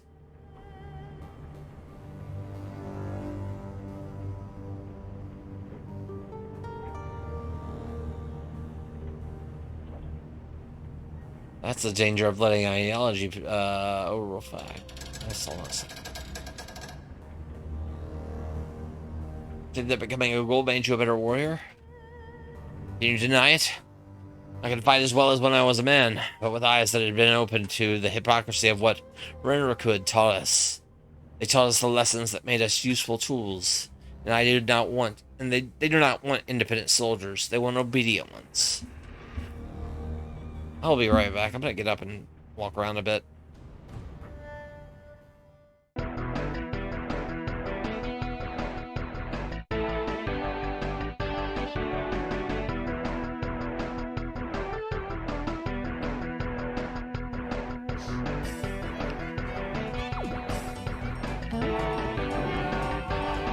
Was that me?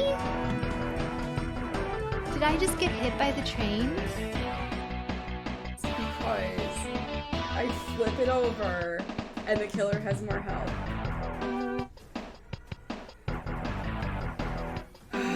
Alright.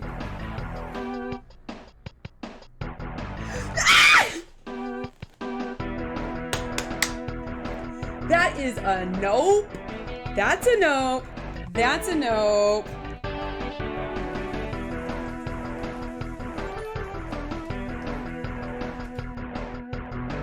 Okay, this didn't go that bad. Where is Durando? I found him.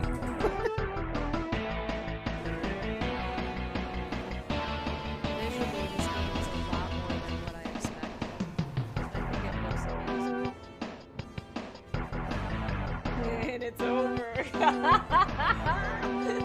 What are we gonna do with the rest of the time, guys?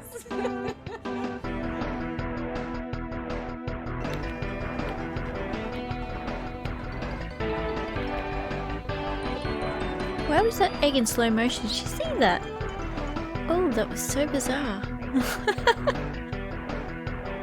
Slow throwing egg motion.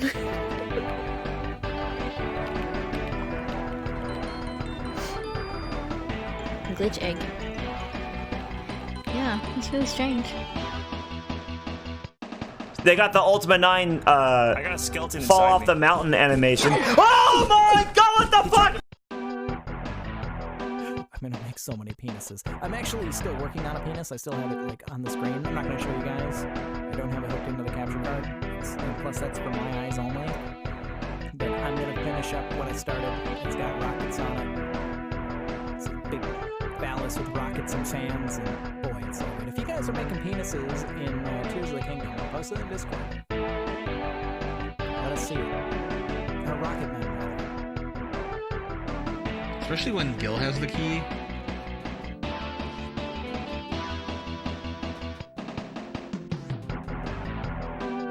Come on. fast are you?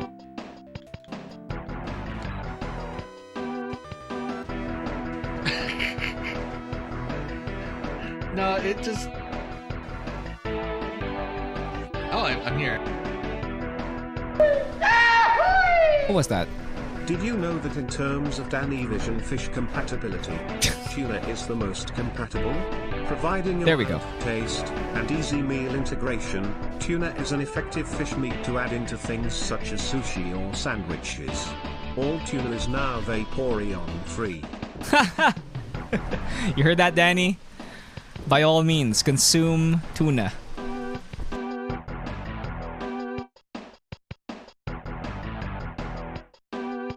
Oh, thank you. Thank you for playing with me.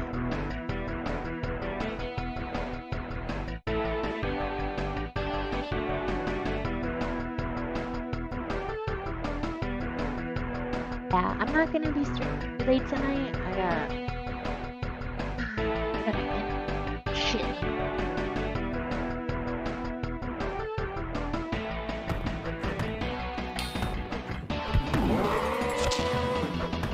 Fuck it. Okay. Thanks. Okay. That's it. I don't quite understand this rune yet. Okay, I have nothing else. So it has to be skills. Skills. Hey, look. Huh?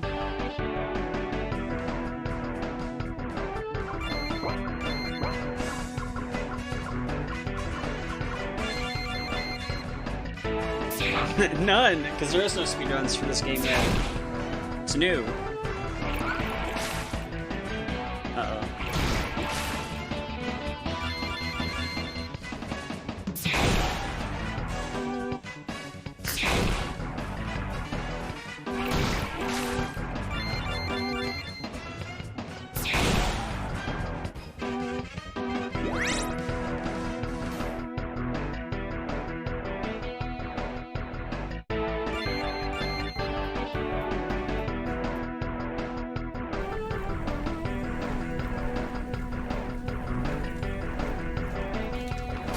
Oh, that still hits! No! How's those hits?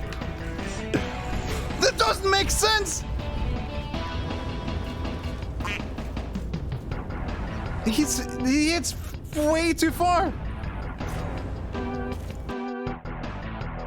Non oso immaginare.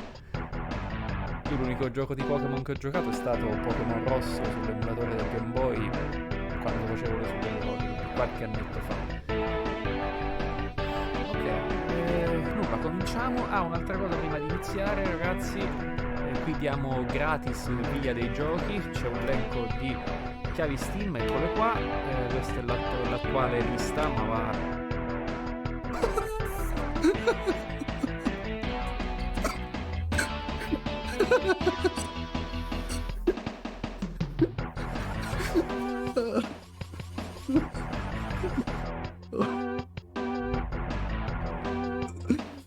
Oh.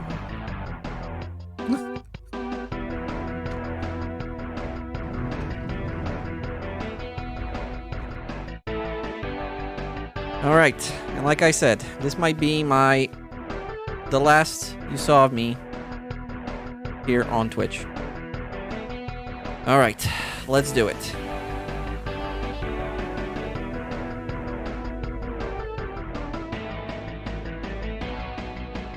Okay, that's 12 inches, that's 1 foot.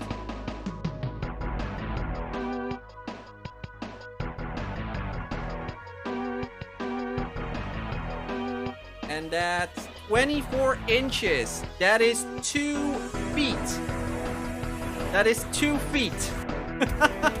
I know Emicat called it. I know Emicat called, but I could not react to that. But hey, surprise twist. I can show 3 feet on stream. And there we have it. 36 inches. That is 3 feet.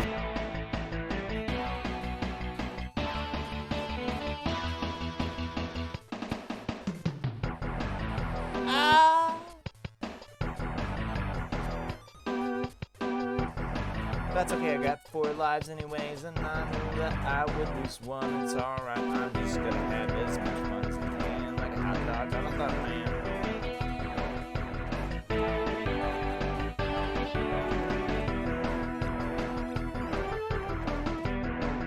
We're the big bad last boss?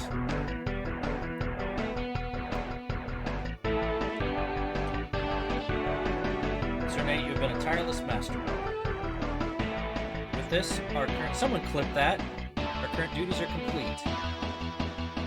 We have labored long and hard to help our people become free. I do feel a bit of regret that they will.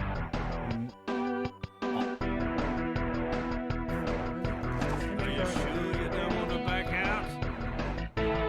No, thanks. I'll be fine. You drink first.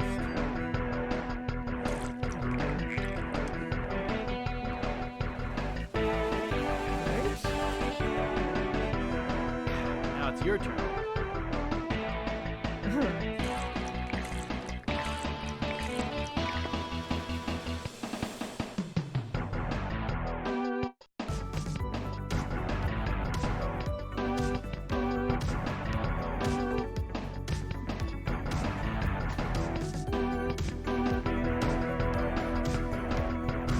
Alright, alright. Alright. Those lessons that made us useful tools. They're not want independent soldiers, they want obedient ones. Sasaki was the next to fall. As I turned away from Aomori, I realized she must have seen me strike him. Her eyes were wide and I could feel her fear and anger as she tried to summon another spell. She seemed caught between healing Aomori and attacking me. It was right, it was there, on Sasaki. Gachu taps himself on the forehead just above his eye. It was there, on Sasaki. A downward stroke from Jodan's stance. She had hesitated just as Aomori had. I felt the breath go out of her, like someone had deflated a tire. She just slid down into a pile. I think she was trying to ask me how. And I ran. Not Ishida and Takagawa. My goal was survival, not victory. Takagawa was too far away and I did not see Ishida. I only smelled him, so I ran. The trains had been shut down due to the explosion, but as long as I could get out of Hakata Station, I knew I could escape. They did not follow me out of the city proper. From what I heard via the Matrix, the event was reported as a terrorist attack that was thwarted by brave Renroku's soldiers. Brave, foolish soldiers. If you killed 2 of them, why are they still hunting you? I'm unsure why that would make a difference. Can you explain what you're driving at?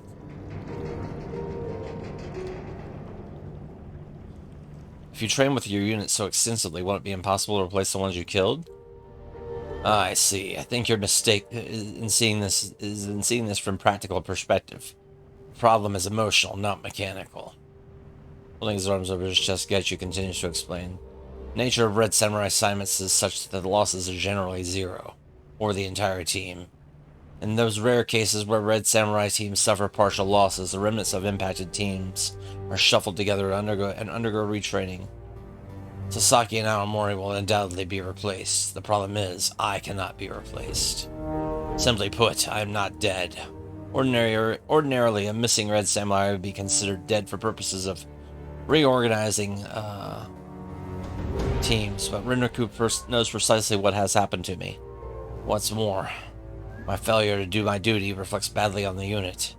Others will undoubtedly resist joining the former squad as it has been tainted. So until they kill you, nobody wants to join their club? Yes, that's the case. They cannot move forward and rebuild the core of the unit unless I die, both because of their own expectations and the stain of on their armor. Even if they accepted my decision, the rest of the Red Samurai would not.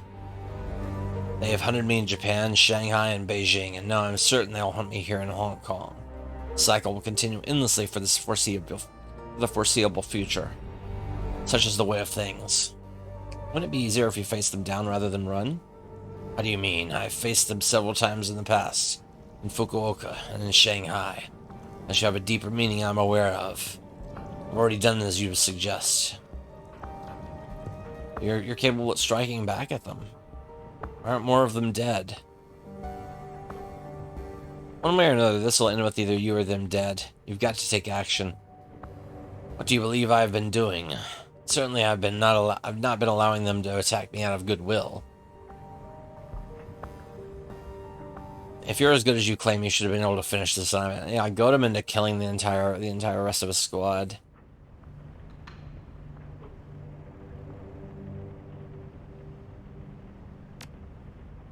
Worse, because combat is a binary. You're either capable of defeating all opponents. You're either capable of defeating all opponents or none of them. Got your sneers baring his teeth in scorn. Rank foolishness. I've done my utmost to end their lives. In Fukuoka, you had a chance to finish them. You chose to run. Yachi looks about to retort in anger, but holds his tongue. With a deep breath, he purses his lips. You're not incorrect about this. At the time, however, I thought it was safer to run. I seek to perfect myself, my skills, and my abilities in combat. Perhaps this is not the path I would have walked when I was younger, but I've been a soldier for so long that I cannot imagine devoting myself to any other trade. This does not mean that I am tied inextricably to my unit. It simply means that I am shaped by my history, as are we all. I appreciate your concern about my history and my unit, but I assure you, I'm doing all right. I must learn to adapt to my new condition and lifestyle on my own. Time will come when they find me in Hong Kong. What does perfecting yourself mean to you anyway? I do not know. I'm certain that it sounds like an evasion, but it's not. There's no roadmap for being a ghoul who is also a freelance killer. I only know that my instincts are stronger now than they were back when I was an ordinary man. Because of this, I must learn to make my own way in the world. There's no older teaching for me to reach for. Is this why you're concerned about my history with the Red Samurai?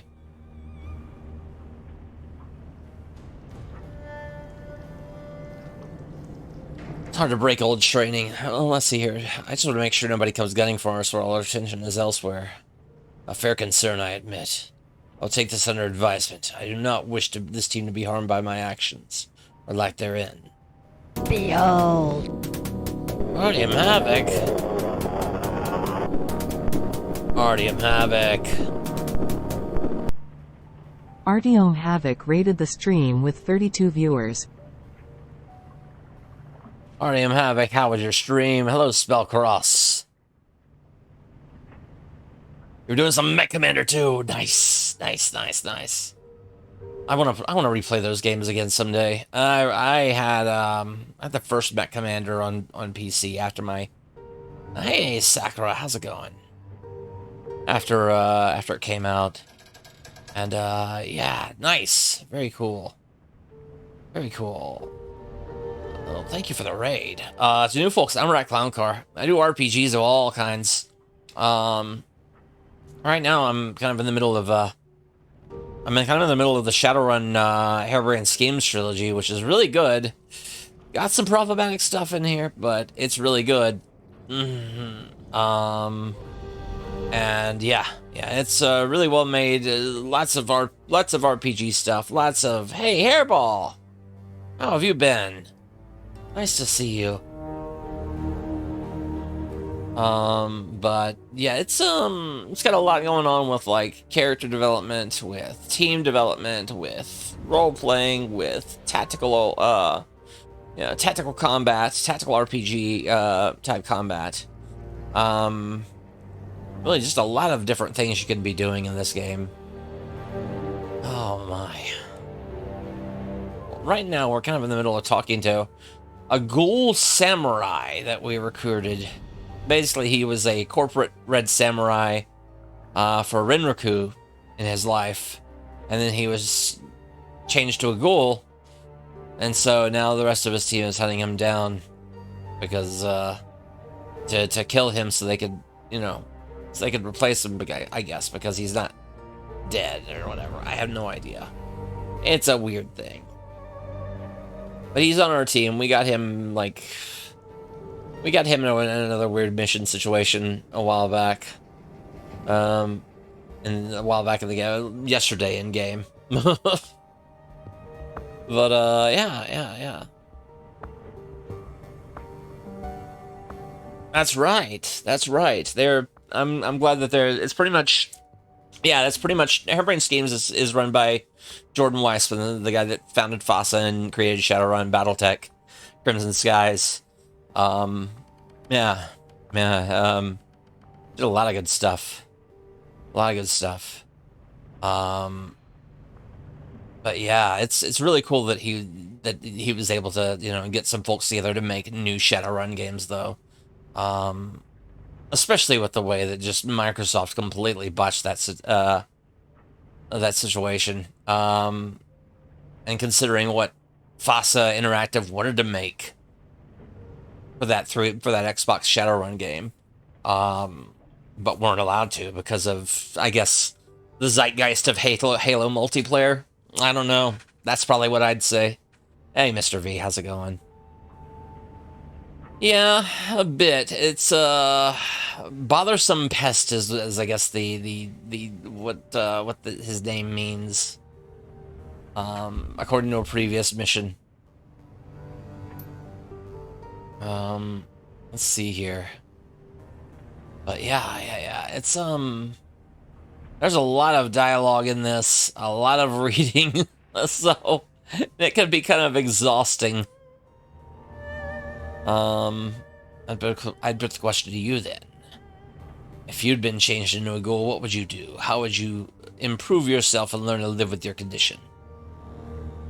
I'd make the best use of my ability. My new abilities change as power. That's how I see things as well. If I'm to exceed my previous abilities, I must learn to make use of my new body and understand its limitations. Without that, I will simply be a shadow of who I once was. The changes are not only physical, as I mentioned before. My mind is more instinctive now, so reasoning is more difficult. I tend to react quickly without thought, but that also generally will turn the tide in my favor. Gaichu squares himself, nodding several times as if agreeing with his own internal dialogue. Warriors must learn to push their body and soul to the utmost limits. So too it is with me, but my body and soul are no longer that of a man. I must learn to use these differences as an advantage rather than a handicap. Perfection is not a destination, it is a journey. One must strive to become the purest form of oneself that one could be. Alright. I don't want to get into the rest of this with Gaichu until later, because that's going to lead into a new mission. I do want to take a look at Mission Computer.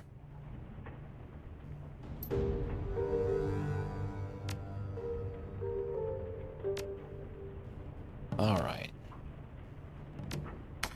Oh, we can claim pay data. 792 Nuyen.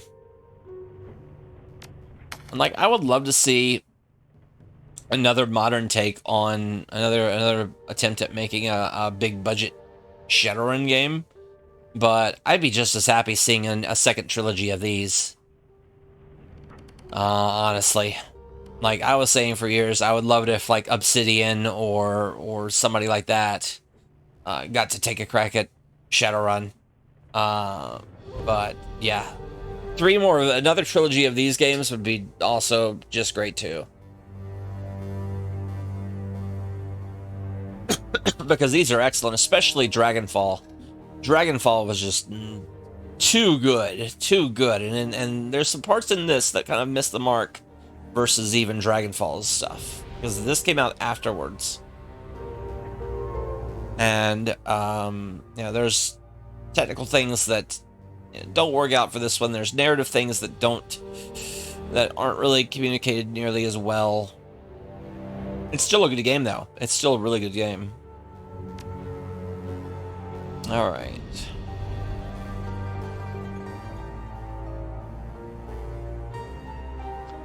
I'm gonna read some of these things later on. Let's check the message. Let's check my messages. I'm actually just about to be wrapping up here shortly because I have a hard out around 5, so or just like just at 5, so or to take care of family meals and things like that. So, but I'll be back later on in the evening for a second Shadowrun stream. I usually do two streams a day, roughly 3 to 4 hours. Sometimes the evening one is longer. And yeah, this week I'm kind of catching up on what I thought was going to be running behind on Shadowrun. Next Tuesday I'm going to be starting on Sea of Stars, a new indie RPG with sort of retro aesthetics by the folks that did The Messenger. Really looking forward to that. In fact, it's set in the same universe. I'm also doing a new thing on. I'm also doing my Sunday streams as well. I do roguelikes on Sunday mornings, and Sunday nights I do a thing on a new streaming site called Livespace, where I kind of play short one-shot games that I could kind of play in one stream, less than 6 hours usually. Last week I played. Last week I had to do it on Monday, so I played. This past week I did it on Monday because of sickness, so I did Gunstar Heroes. Fun time. All right. Urgent problem from Yin Yun Bao. Oh, from Strangler Bao. We have a problem to solve. It's urgent. Meet me at Mahjong Parlor. Kindly's orders. I'm not in Haoi right now, so don't bother coming to see me. We'll talk when we return. Please continue with our business ventures in the meantime. I hope you're enjoying your newfound success in the shadows. I've got another job for you, one that should prove very lucrative indeed. I've been contacted by an employee of Eastern Tiger Corporation, and he needs you to steal some research data and biological samples from his employer. The man's name is Tigath Wright. Until recently, he was a researcher on a genetic engineering project. He was cagey with the details, but I gather that it centered around phenotypic alteration and postnatal genetic enhancement. Unfortunately for Wright, he's got a conscience. Stupid man. Lucky for us, he's willing to pay to have his conscience assuaged. Wright's project was apparently quite horrible experiments on living experiments on living children. The total disregard for biomedical ethics or safety. When Wright was raised concerns, he was taken off the project. He's decided to step outside the bounds of the law and expose their wrongdoing to the world. Snag, you see, is that his wife and child live in Seoul. Not quite the heart of Eastern Tiger's power, but close enough. He's afraid that if he releases the information, they'll be taken prisoner and used as leverage. The idiot should have thought of that before, but that's not our problem. The samples and data are currently on an Eastern Tiger cargo ship, the MV. Is that an L? The MV Nalchi, sailing near Hong Kong on their way to Seoul. The storm slowed the ship down, so you don't have to go right away, but don't take too long. Once you have the data and the samples, you're to call Wright. I've attached his number. He'll give you the instructions on how he wants the information leaked. When you're ready, let me know. I'll arrange transit with Captain Jomo. He's a local Lohojoa pirate and smuggler. Don't let that put you off. He's as good as they get, and he'll have you on that ship without incident. Take the run. I've let Captain Jomo know that you're ready. You can find him down the end of the pier my parlor is on. He'll handle everything from there on out. Alright.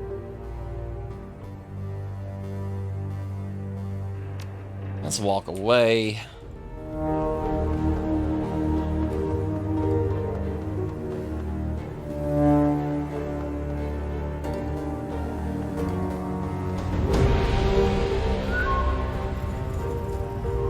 I do want to take care of this urgent problem here.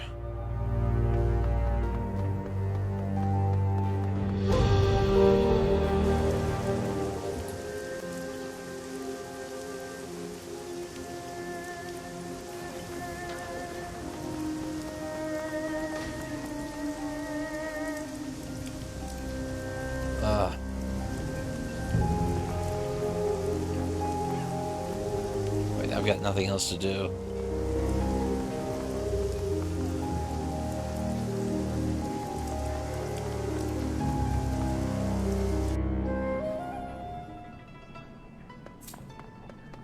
Oh, there's Bow. Straggler Bow stands impassively. Muscular arms folded across his chest. The low noise and stale smell of the mahjong parlor seemed to glance off of him, like a rain on a granite statue. He acknowledges you with a nod, a quarter of an inch. We have a problem. Maximum law. You've been talking about them in the Matrix about your jobs. It's drawing attention. Kindly wants him to shut up. All's been gossiping? That's not good. You're right, it's not good. All's it being discreet. He needs to be discreet. Your job is to fix the situation. Don't bother finding me when you're done, unless there's something to clean up. I got better things to do with my time. Seems ironic that you're handling this. Just take care of it, Fist. Well, he's got leverage. He's a Wampoan. He's entry level. The Wampoans recruit a lot of fresh meat and cull out those who are unfit. We're the ones who have pull with the Wampoa. Lal just pushes a wheelbarrow. Let the Yellow Lotus handle this. Yar. Didn't you forget you're an instrument of the Yellow Lotus? I'll take care of it. If you need to kill him, don't make a neighborhood scene. That upsets people. Do this like you're from here, respectful of the peace. May be difficult, but you'll probably need to do it on that boat of his. He almost never leaves it. This needs to be handled soon. Thank you, Fist. Your skill is appreciated. As is your protection. Good day, Mr. Bow.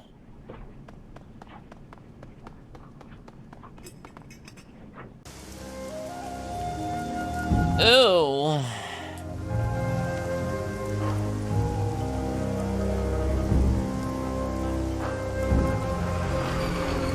Alright, oh, before I talk.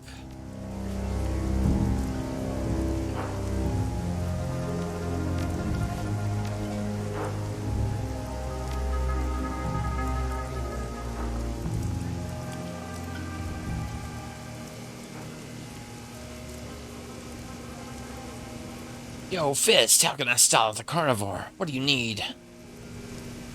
Never mind. Well, we need to talk privately. It's important. Yo, I'm your man for that. Here? I can't leave the palace. It's okay, we can talk here. Just keep your voice down and turn off your open sign for a moment. Yo, you got it. No one tell you that you're kind of a spooky guy, Fist? You kind of are. Law's boat obscures you from the shore, and his bulky piles of tarp-shielded electronics somewhat obscure you from the boardwalk. Concealment is poor and dynamic at best. At least the lanes of visibility are confined. I dig the shadiness, I dig it. Now, I'm your man for some serious business. What's up? Just to make sure that there isn't a thing here.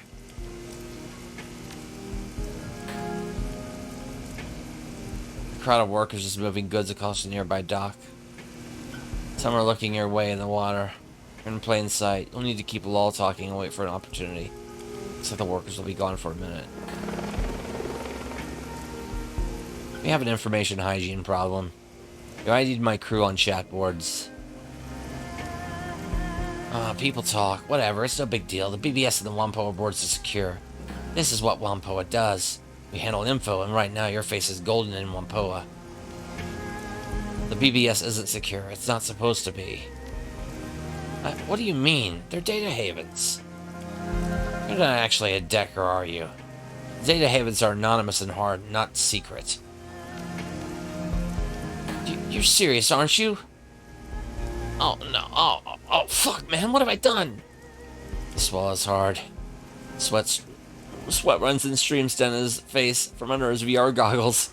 He breathes heavily. A quick glance around reveals there and lull in the usually busy foot. There's a lull in the usually busy foot traffic on the nearby docks. Only a few people are on site.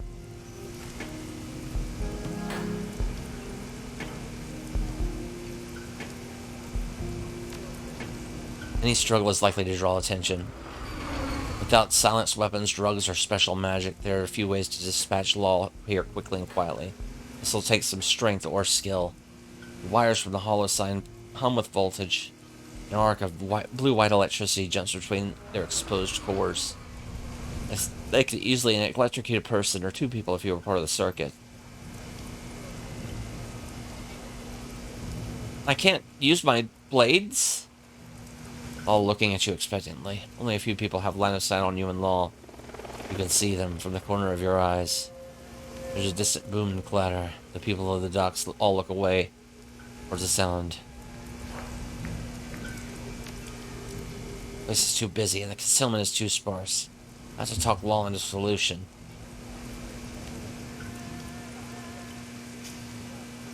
Halo is your community. People here watch out for each other. Honor that. Keep quiet.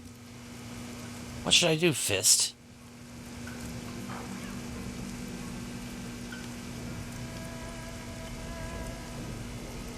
Keep your mouth shut, play smart. You'll be fine.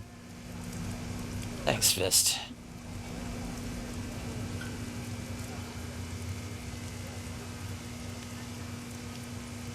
Running is a dark and bloody business. Don't get involved in it. I tried to kill him, but the game requirements were too high.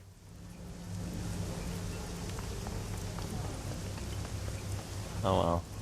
I'm sure there would have been another decking vendor to buy from.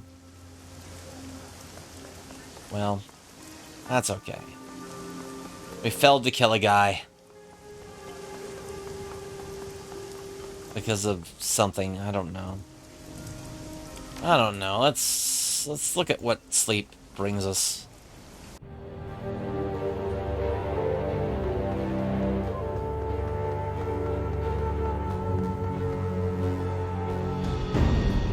You awaken from a blank, featureless sleep, sweat-soaked and starving. You feel uneasy, but you can't say why. Groggily, you heave yourself out of bed. Oh wow, so it didn't tell me what my dream was about. That's okay. That's okay. That's okay. It's quite alright. Alright, yeah, like I said, I've got a heart out right now, so... Oh my.